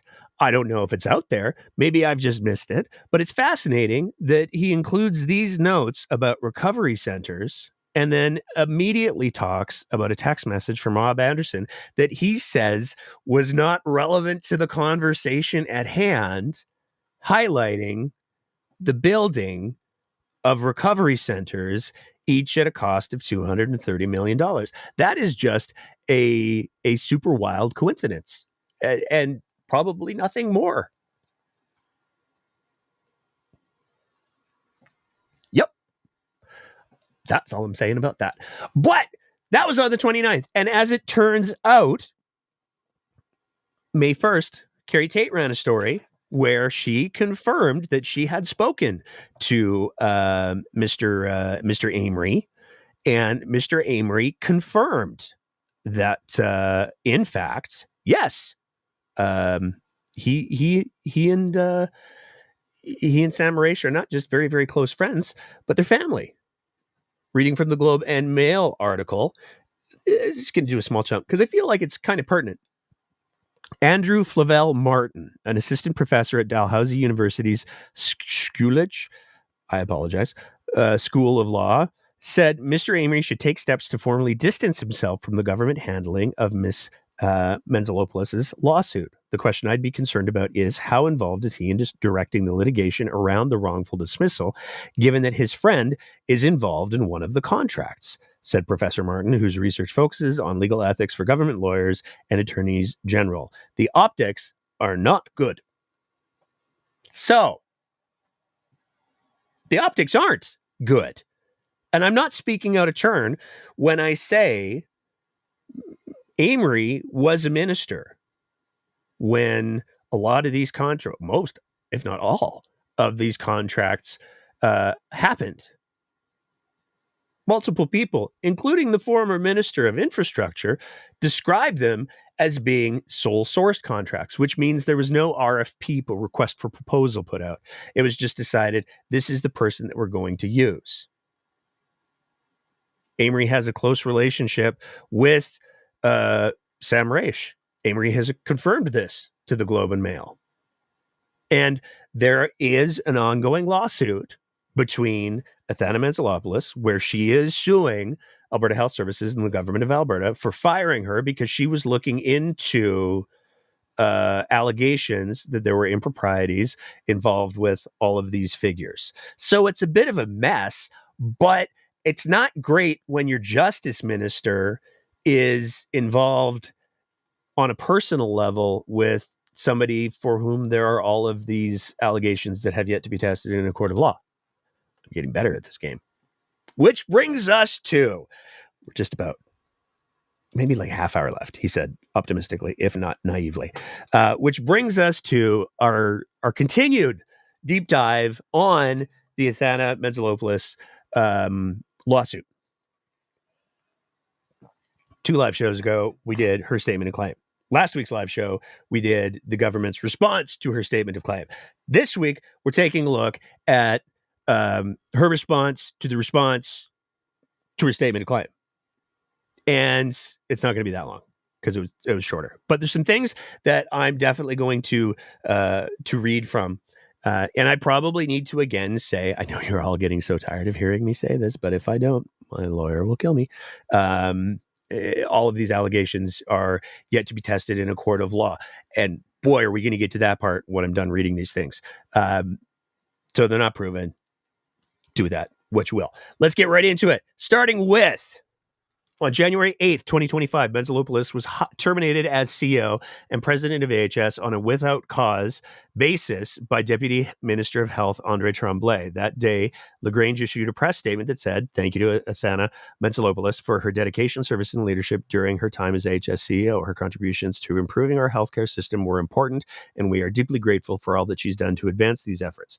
Despite LaGrange acknowledging Menzelopoulos and her dedicated work and leadership at AHS, both LaGrange and AHS have now filed statements of defense that are filled with completely unfounded, entirely fictitious, malicious, and bad faith allegations about Menzelopoulos and her performance while CEO and president of AHS. The allegations, which Menzelopoulos expressly denies, are a blatant, vindictive, malicious, and bad faith attempt to publicly smear Menzelopoulos, damage her reputation and future employment prospects, and deflect from the substance of allegations in the statement of claim. A lot going on there. But perhaps the biggest thing is the claim that she was terminated on a without cause basis. So she wasn't fired, according to the statement that I'm reading from. She wasn't fired because she did a bad job. She was just fired. Moving on from there. Menzelopoulos replies to the completely unfounded, bad faith, malicious, and fictitious allegations in the statement of defense as set out in the paragraphs below. Menzelopoulos was specifically hired to help steer AHS through a complicated, multifaceted healthcare refocusing effort, which effort was directed by Alberta Health.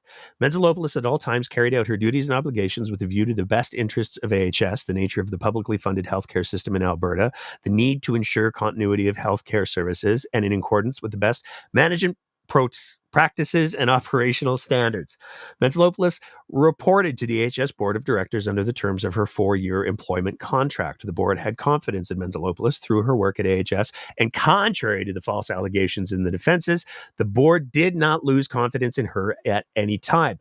Further, the board never expressed any concerns to her about her performance as CEO and president, or about her work in guiding AHS through the bracket often underfunded and poorly articulated closed bracket healthcare refocusing that was being directed at Alberta Health.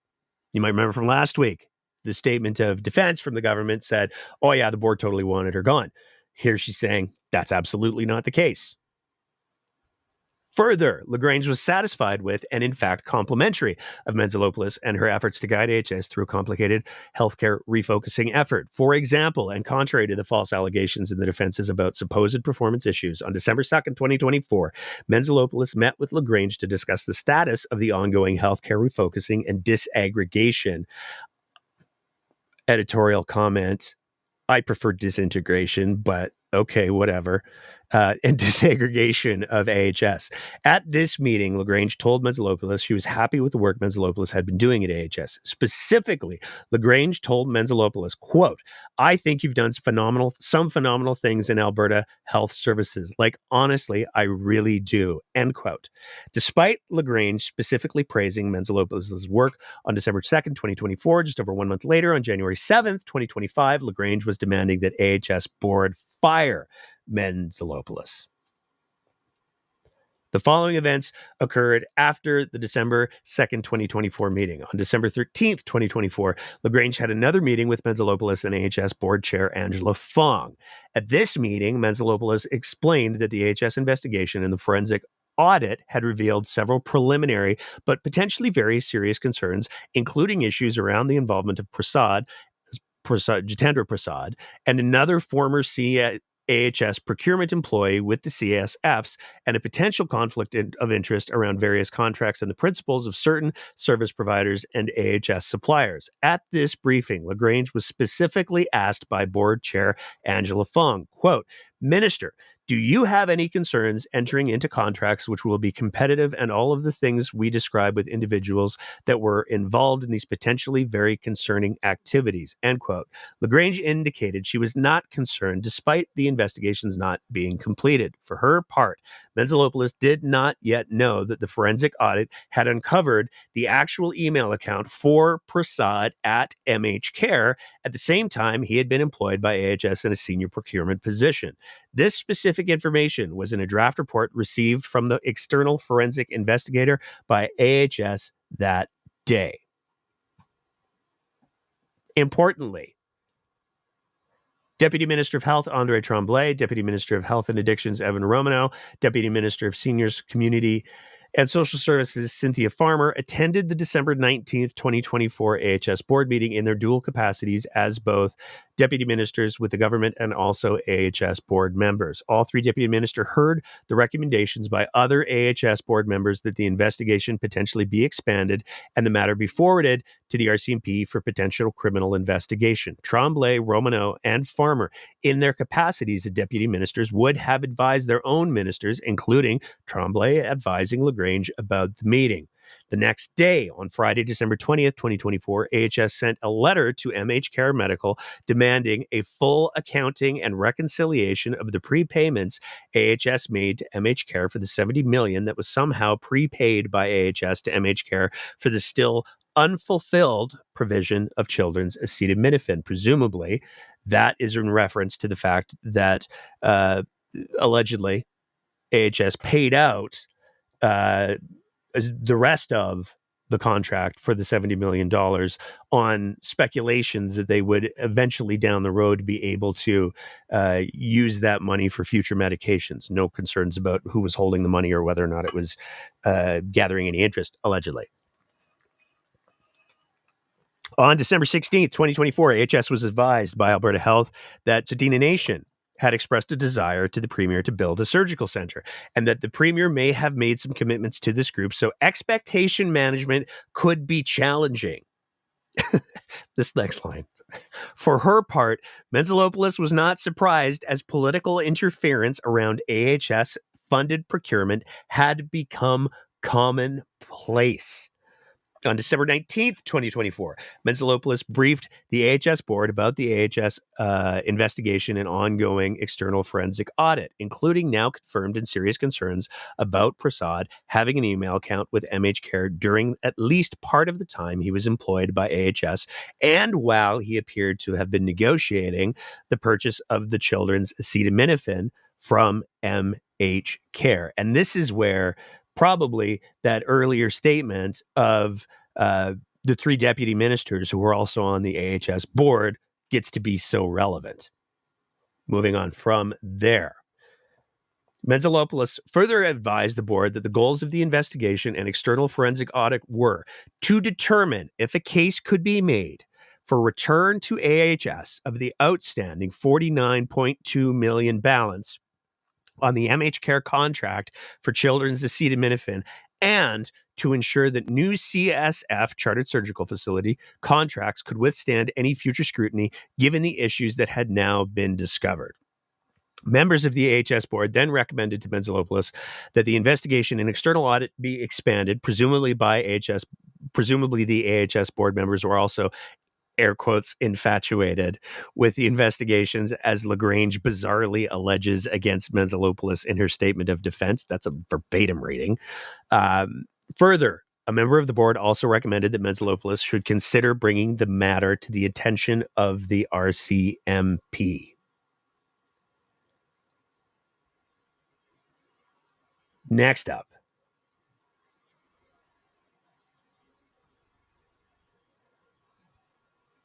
Oh, that's the, sorry. Next up. Romano then discussed, this is from a little bit later, the preceding section reads, on January 2nd, 2025, Menzelopoulos talked to Romano. Romano said the Minister of Mental Health and Addictions, Dan Williams, was very concerned about AHS internal investigations, the forensic audit, including the investigation of our good friend JP being a reference to Prasad. Romano said that Minister Williams was concerned that the investigation could lead to potential connections between various government officials and Sam Mraiche and MH Care Medical around AHS procurement issues.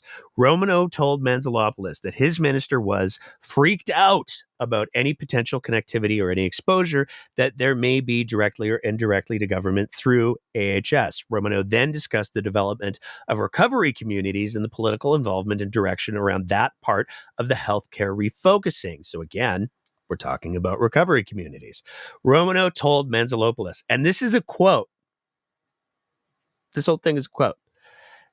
There's essentially now, I assume it's the minister who's hearing from his constituents, but he's freaked out because the connections with the Métis Nation of Alberta, the builder that they've got building the recovery community with MNA, is the same builder with 3 others. And it's connected to Sam as well. And with this Aaron Barner, who's with the Métis Nation, who's in the pictures at the Oilers games and stuff.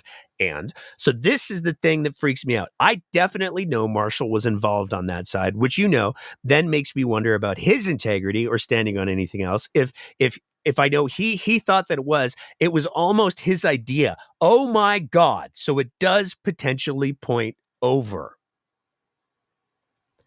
In reply to paragraph 2 of LaGrange's statement of defense, the investigations and external audit commenced by AHS, but then shut down by LaGrange and her officials, have now resulted in at least 6 ongoing investigations by the Royal Canadian Mounted Police, the Auditor General, the Alberta Auditor General, Treasury Board and Finance, retired Manitoba Judge Wyant, at an apparent initial cost of $500,000 to the Alberta $500,000 to the Alberta taxpayer, and who was appointed by the Premier, who will be overseen by another cabinet minister who sits with LaGrange in the Premier and cabinet, and who has not been given any independent authority to compel evidence or records as part of an investigation. The Office of the Ethics Commissioner, and an evidently renewed internal investigation by AHS itself.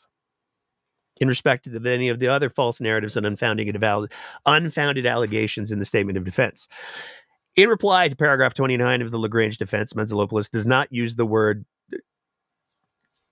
twat, but understands that a complaint was submitted in 2024 regarding former Deputy Minister Tremblay's use of a similar but more derogatory term in respect of a female employed by the government, and she assumes that whoever provided information for the LaGrange defense must have misunderstood the information they received around that allegation in respect of Menzelopoulos. So the use of the bad word, that this statement of defense says that it wasn't Menzelopoulos who said it. It was actually Andre Tremblay. Do with that what you will. Menzelopoulos also denies that she verbally berated as of yet to be named assistant deputy minister, and she was never advised of any such incident. In reply to paragraph 54 of the LaGrange defense that indicates Prasad was being considered for a role in PSOS, that's procurement services, on December 6, 2023, before her start date as CEO. Menzelopoulos was provided with a PowerPoint presentation that confirmed that Alberta Health had, in fact, hired Prasad as its managing director of procurement and system optimization secretariat, PSOS, as of December 4th, 2023.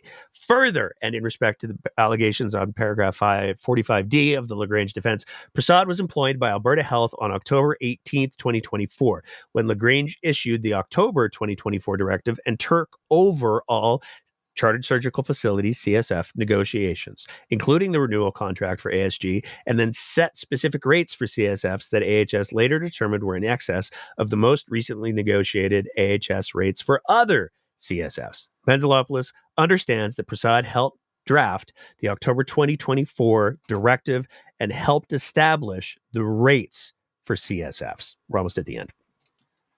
Still further, the government, including LaGrange, was aware of serious concerns around Prasad in late October 2024. Specifically, on October 30th, 2024, Assistant Deputy Minister of Health Darren Headley, ADM Headley, texted Menzelopoulos, after Prasad had prepared the false and misleading response to the media inquiry about AHS contracts with MHCare and Sam Mraiche. In his texts, ADM Headley asked Menzelopoulos, would we be able to quietly get it set up to put JP on leave and shut down his access? I'll have to do the same on our side, and, quote, confirming with Nicole as she is trying to connect with Rob, end quote.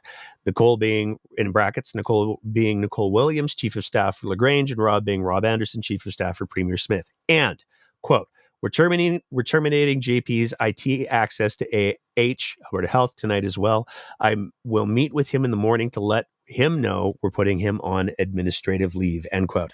The text messages from ADM Headley indicated to Menzelopoulos that both LaGrange and likely also Premier Smith were aware via their respective chiefs of staff of concerns around Prasad. At a minimum, they seemingly knew about the false and misleading media response that Prasad had drafted, indicating that AHS did not have contracts with MHCare, and that triggered the resulting administrative leave for Prasad. Last slide, I promise. The references in the LaGrange defense at paragraphs 40 and 41 to an interim report are deliberately misleading. The interim report being quoted was a preliminary finding, and it related to the initial concerns over the ASG, Alberta Surgical Group, contract that developed in late August 2024, and which contract predated Menzelopoulos' hiring by AHS. However, the interim report did not, and could not at the time, address issues that developed shortly thereafter involving Prasad, MHCare, and the expanding and serious concerns about the South and Central CSFs, and possibly also ASG. In any event, on October 18th, 2024, LaGrange issued the October 2024 directive and assumed control of the ASG and other CSF contracts and took control of AHS procurement regarding the CSF contracts. Which brings us to, I know, such a long show tonight, this piece. And this piece is big and significant. And I want to talk about it for a sec, because we are hearing lots of media reports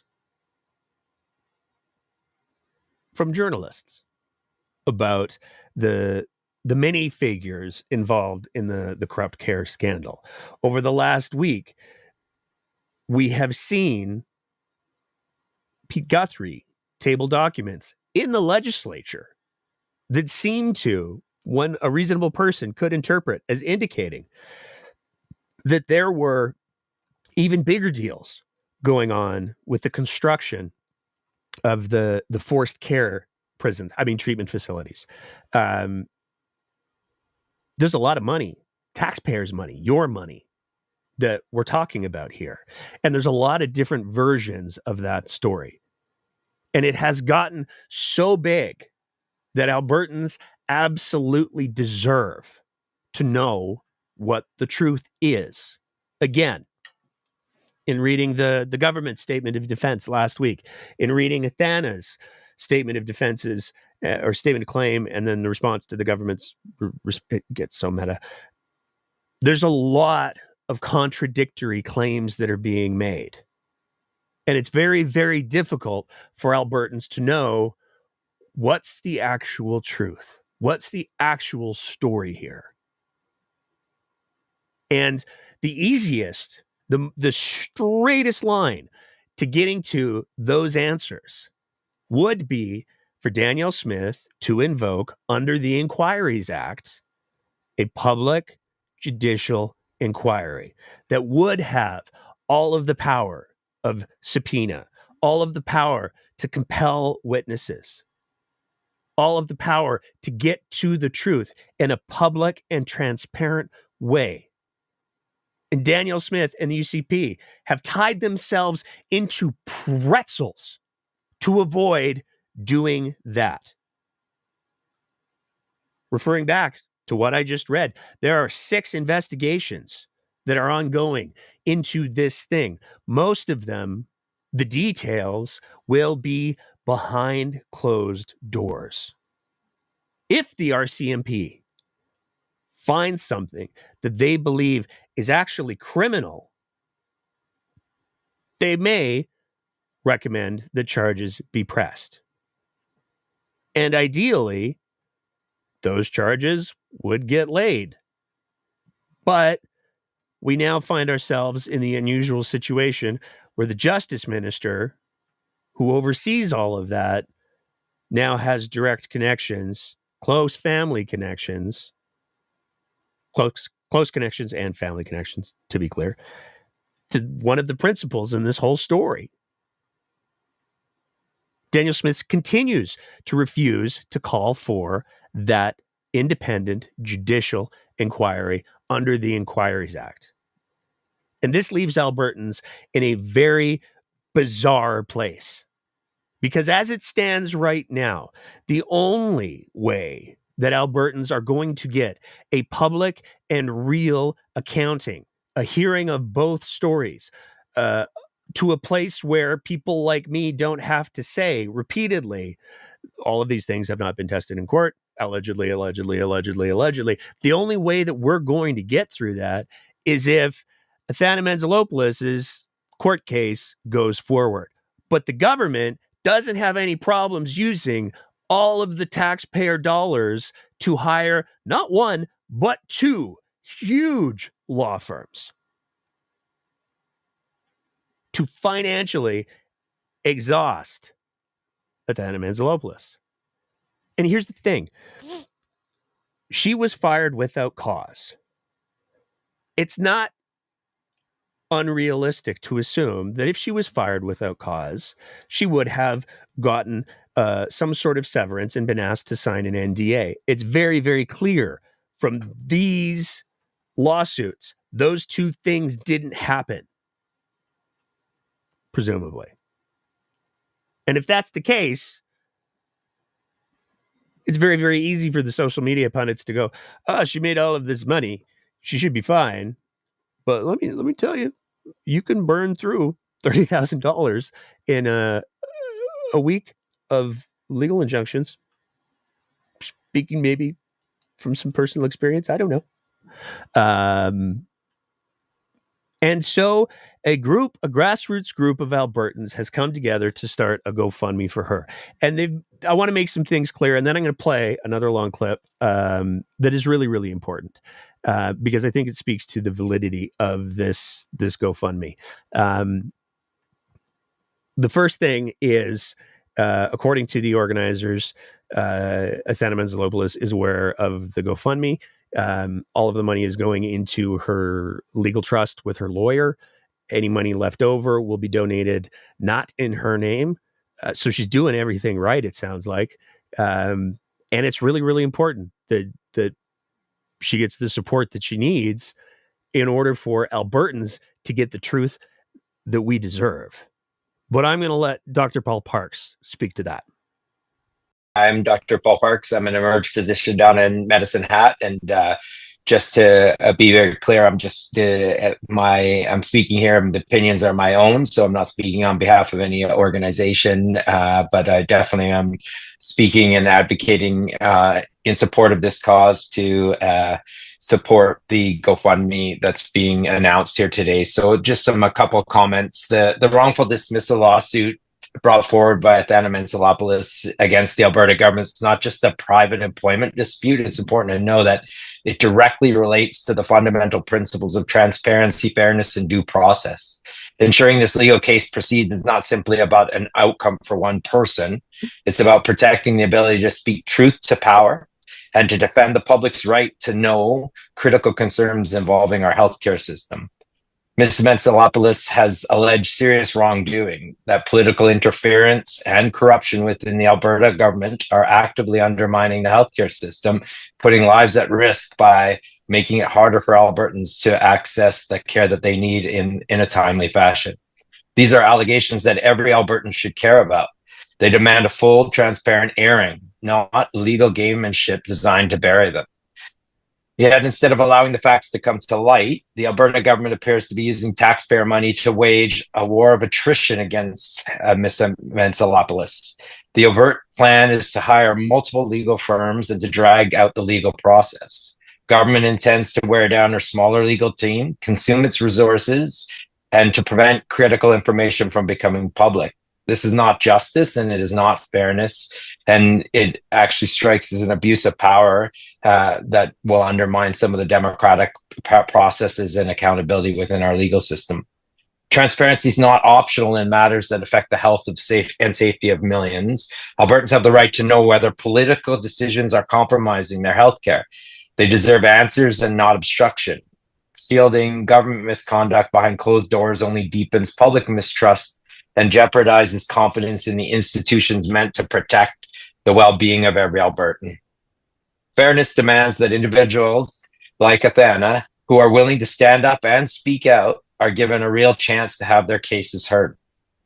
When government uses public funds and institutional power to silence whistleblowers and dissenters, they send a dangerous message that truth can be outspent, outlasted, and suppressed.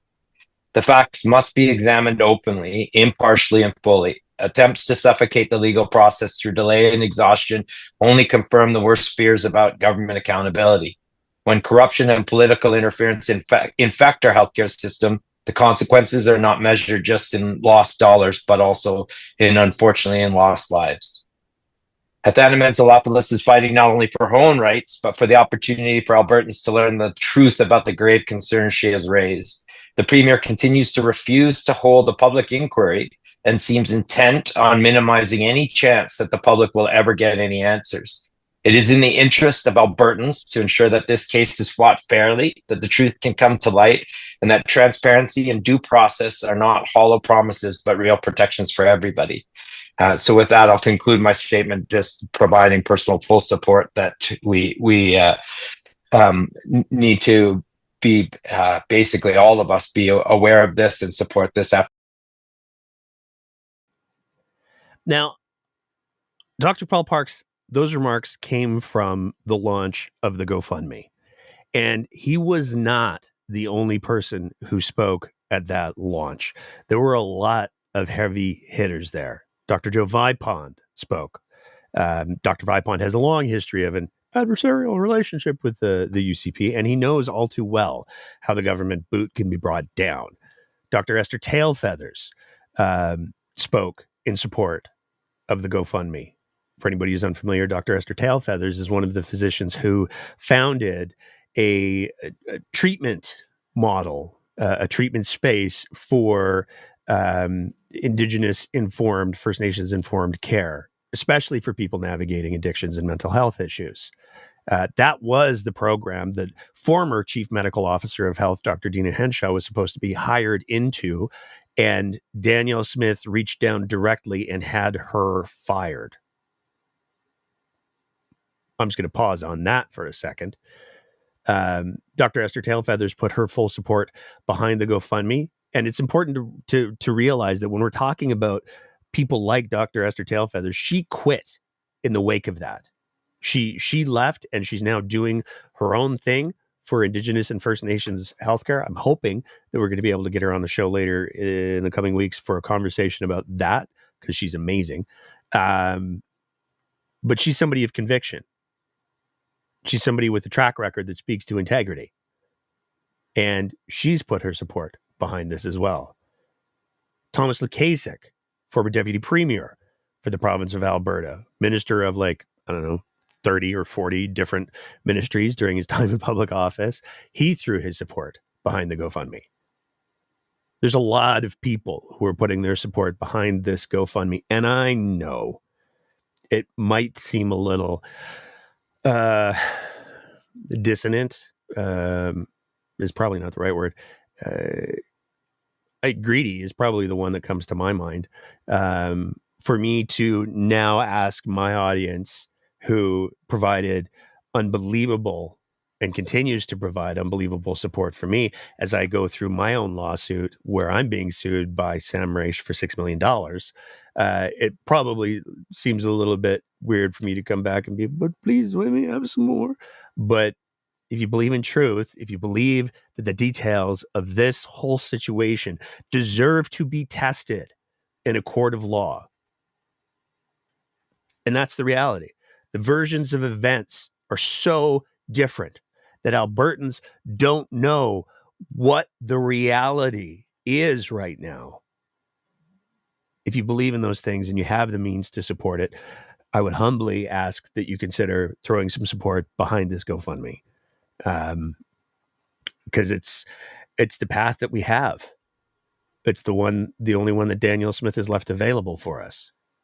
And as somebody who has learned about my alleged almost firing, yeah, I do feel somewhat indebted to Athena Menzelopoulos, because according to her statement of claim, the Premier's office tried to have me fired from my job as a paramedic. And she didn't know me. She probably didn't know anything about me. But she had the stones to do the right thing.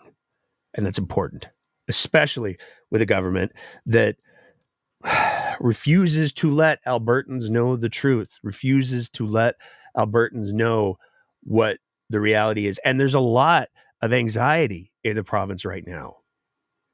Everybody knows we're doing the show and we're like, I don't know, 18 hours or something away from Danielle Smith's big address to the province, the big mystery address on Monday at 3 p.m. She's going to deliver her live address on the province's path forward with the federal government, following a special meeting with the Alberta Government Caucus. Nobody knows what this is going to be. We're going to find out. But even then, whatever Danielle Smith says, are we going to be able to believe it? And the answer to that is probably it'll be possible for some, it'll be hard for many, and it will be impossible for others. And this comes down to the problem with Danielle Smith. This is her in Red Deer. My question is there a way that we can stop transfer payments to Quebec if they do not let that pipeline through?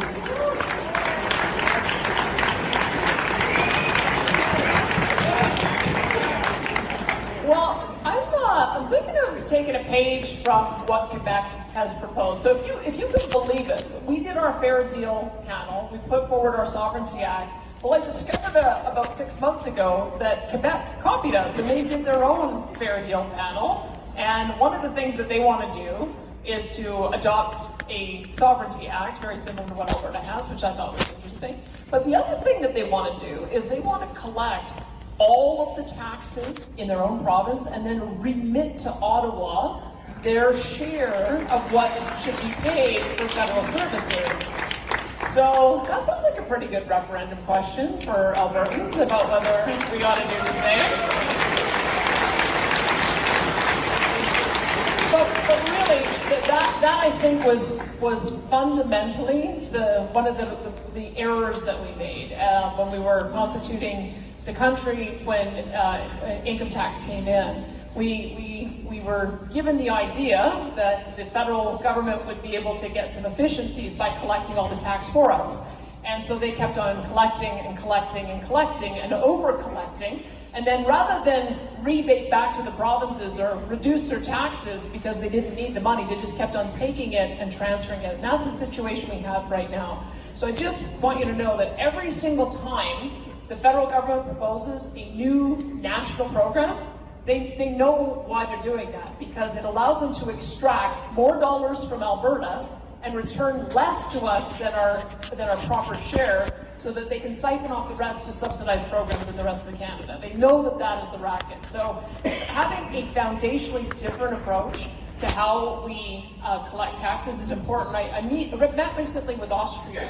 So Austria is part of the European Union, and I know that there's troubles in the European Union. I'm not saying that's the system that we want, but they're about the same size as we are. And they have that same kind of approach. They collect the taxes, and then they remit to the European Union their share for the services that are provided. And I want you to give you an idea of how different the amount is. We give about $50 billion to Ottawa in all the taxes that they collect. They give back to us about $25 billion in services. So it's a net transfer of $25 billion. Austria sends about $3 billion to their central government. and they're about the same size as we are. So that gives you some indication of just how out of whack and out of balance the taxation power is. Now, I don't know if we'll be successful on that one, but I think if we and Quebec can work in tandem on something like that, we may be able to address some of those issues once and for all. There's a couple things that I want to talk about before we wrap up tonight's show. And that has to do with populism. There's an expression that populists love to throw around. Vox populi, vox Dei. The voice of the people is the voice of God. That was a very deep cut West Wing joke. But vox populi, vox Dei is the idea that the people in a democracy can't be wrong. The will of the people can't be wrong. And it's not true. It can be, but it's not. I opened up the show by talking about the fact that the foundation of any healthy democracy is a well-informed electorate. People have to know the truth, and they have to have a shared reality. And we do not have that in the province of Alberta right now. And we don't have it for a long list of reasons. But one of the biggest ones is Danielle Smith gets up and she just makes shit up. She gets shit wrong and she manufactures this reality for rooms full of people who believe her because she's the premier of Alberta. And why would she lie to them? She answered a question about how do we withhold transfer payments to Quebec, which come from the federal government, for the record, not from the province of Alberta. She answered a question about how do we withhold transfer payments from Quebec by saying, oh, we got to team up with Quebec is what we need to do. And people clapped. She said that, oh, well, you see, we got sold a bad deal when we confederated the country. Canada came to be as an entity in 1867 through the British North America Act. Income taxes weren't introduced in Canada until 1917, and they weren't introduced in order to get shared services. They were introduced in order to make sure that we could pay for the supplies that we needed to fight World War I. Danielle Smith is an economist by education. And here she is telling a room of people unmitigated bullshit. She's just lying to them because it'll make them happy. People can't make good decisions based on lies. The way that she tries to compare Austria and the relationship of Austria to the EU with Alberta and the relationship of Alberta to Ottawa is insane. Austria is its own country. It has joined a consortium of countries for economic gain. That's the EU. Austria has its own laws. It has its own legal system. It has its own healthcare system.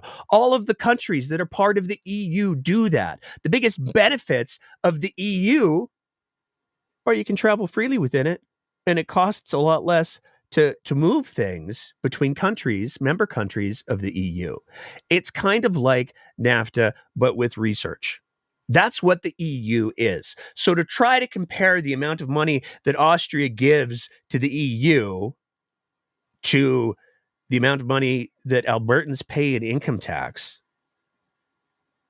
is ludicrous. It's absolutely ludicrous. But she'll say it to people and they'll listen. And this is why populism cannot work. Danielle Smith can sell. She can preach the purest form of democracy. Oh, it's the good stuff. She can do that as much as she wants, but it's a lie because an uninformed electorate cannot make informed decisions. And when one of the biggest propagators of bullshit happens to be the premier of the province, we've got ourselves a very real problem. And we're seeing it already. We're seeing people who have no knowledge, and that's not their fault. Not knowing a thing doesn't make you a bad person, but it does mean maybe you should take a few minutes to do some reading before you start spouting off. We had somebody in the breakdowns comment section today who was trying to tell us that transfer payments from Alberta to Quebec needed to stop, and it's not a thing. Albertans have historically paid more into the federal coffers because Albertans have historically made more than everybody else in Canada. And to say that Albertans shouldn't have to pay their fair share of income tax because they make more is literally making the argument that wealthier people should have to pay less taxes than people who aren't as wealthy. And it's insane. And this is what we're going to use as the foundation for a referendum on separation. The idea behind populism is that if the people are informed, they can make good decisions. The responsibility of any leader of any community is to make sure that they're doing everything that they can to make sure that the people have the information they need to make those decisions. We have a premier who talks about chemtrails. We have a premier who says that everything up to stage 4 cancer is under your control entirely. We have a premier who doesn't know when income tax was brought in the country of Canada or why it was brought in. We have a premier who doesn't understand the difference in relationships between nations and provinces and their own country. The long list of things that Danielle Smith has said in order to rile up her base. It's a long list. But that's the reality. And it's horrifying. And the only thing that is more dissonant is the response. I had a conversation with a journalist a little while ago where we talked about the decline of society. And one of the things that journalist said was, they try to make you laugh as it all burns. When the people who are in power are trying to make you laugh as it all burns, they're trying to minimize it. That's when you know that you're losing. Now, I would make the argument, and I did in that conversation, that there are times where you need to use a little bit of humor. Thank you, AI. Not a real picture of Danielle Smith. There are times when you have to use humor in order to make the truth digestible.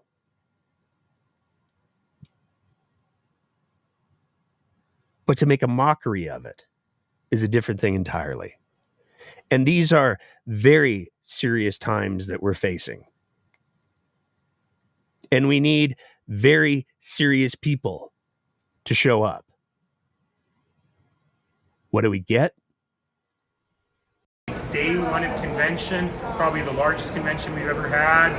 People are streaming in, and I realized that I just put on whatever this morning, so I guess this is my day one fit. But there's a lot of swag. I got some cool socks, and I don't know who's gonna buy that. We are at the New Democrat Convention, and today my fit check is by Courtney Anderson, the designer, and little auntie Bella Callahan. And I picked up a little bit of NDP swag. Okay, look, check out this color. And it starts now. And who are you wearing? I'm wearing this fabulous t-shirt by the Alberta NDP design team. Hi friends, I'm Kathleen Ganley, and I am incredibly excited to be at the Alberta NDP convention this weekend. I got my sneakers on so I can run around and say hi. Are you fucking kidding me? Are you fucking kidding me? That's what we have stepping up to the plate right now. I would love to know who designed the comms strategy that had the leader of the NDP, that the opposition likes to refer to as the premier in waiting, point to a t-shirt with his name on it and say, I don't know who's gonna buy that. And then record it and then post it on social media. I mean, no disrespect to Naheed Nenshi. He's a very, very smart man. But this is the recording that gets put up. If you don't think that the UCP aren't going to clip that and make sure that everybody and their dog knows, not even Naheed Nenshi knows who's going to buy that, I will acknowledge I do not know that much about fit checks. My fit checks, if I'm understanding the term correctly, which I might not be, my fit checks consist of which t-shirt is best going to represent tonight's rant. That's my fit check. I'm not wearing running shoes. I'm wearing very fluffy, comfortable slippers at the moment because I can. That's my fit check. But I can't imagine that the demographic, the audience that is into fit checks on Instagram is going to go, oh, you know what's going to sway me on the NDP? It's not the fact that Danielle Smith is actively trying to destroy the province of Alberta and is fueling fires and making suggestions about referendum questions, but gosh, we could never presuppose what those are going to be. But it's the NDP. Look, they're having fun. They're wearing their running shoes. I find myself wondering if that's who the journalist that I was speaking to was talking about, or if that's what the journalist that I was speaking to was talking about.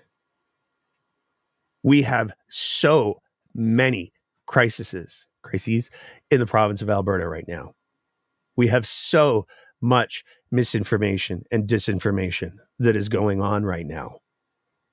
And we need to know that there are serious people who are stepping up to the plate, who recognize the severity of the situation that we're in. For the life of me, I cannot begin to wrap my head around who would allow Naheed Nenshi to point at a picture of his own name and say, I don't know who's going to buy that. I get having fun. That's fine. But if you want to have fun, if you want to do jokes, he said cautiously, although I'm not sure the what happened there was jokes. I'd like to think so. But I'm not sure. Then you should be in a business where you can do jokes. We had a federal election just recently where the youth made it clear they're terrified. They don't know if they're ever going to be able to buy a home. They don't know if they're ever going to be financially independent. They don't know what their future looks like. They're not going to be swayed by running shoes and fit checks. They're scared and they want to know the people, serious people, are going to be there to address their serious problems. And if we don't get there, if we don't get that done,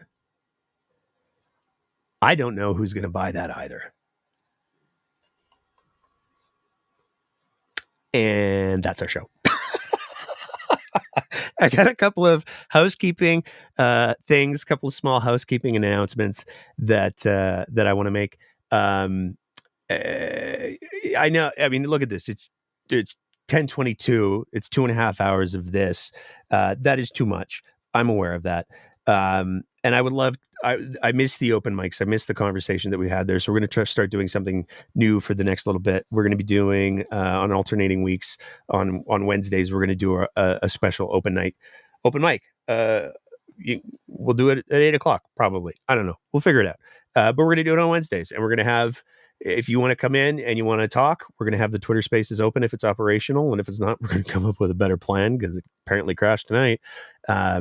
But I want to get that dialogue going again. I love the community that we have in the chat, but I miss talking to you in the shows. So we're going to make a special place for that. That's going to be every second Wednesday. We're going to try to do the first one this Wednesday, so keep an eye out for the announcement there. Yeah, go to the saveathena.com website if you can. It's a really good thing. And if you don't want to do that, then you can always find all of the different ways to support us. I'll do the Patreon plugs, but I'm going to leave with the video because I think we all need a laugh after that. If you appreciate the kind of content that we're trying to produce here at The Breakdown, then we'd love nothing more that if you signed up to be one of our Patreon sponsors at www.patreon.com/thebreakdownab. You can set the amount that you want to contribute on a monthly basis, and that would be delightful. That's how we pay for the FOIPs. That's how we get to the fun Western Standard reveals and stuff like that. We have some FOIPs pending that are very spicy, and we need your help. So if you're comfortable with that, great. If not, then you can always, we do have the ability to do e-transfers now. So you can sign up or send us an e-transfer at info@thebreakdownab.ca. If you're listening to the audio version of the podcast, do the rating and the review and the stars and all that. If you're watching, if you've made it this far, I hope you took a couple breaks. I really sincerely hope you did. But if you made it this far and you're watching on the YouTubes, the likes, the subscribes, the little bell, we have a wonderful person who makes shorts out of the episodes, so you don't have to sit through 2.5 hours of this. And you'll get little notifications when those things come up. So that's cool too.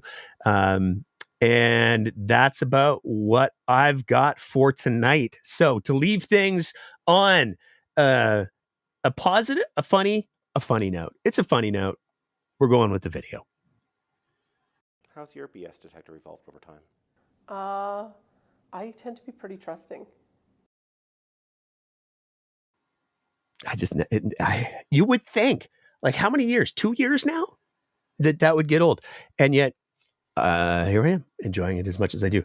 I want to say thank you to everybody. I want to say thank you to everybody who's been in the chat and all of that. Thank you so much. Looking forward to Wednesday, where we're just going to open mic it. And then we're going to, there's rumors we might be getting, maybe some other people tapping in, and we'll just have silly conversations about none of this stuff for an hour or so. That's what I got.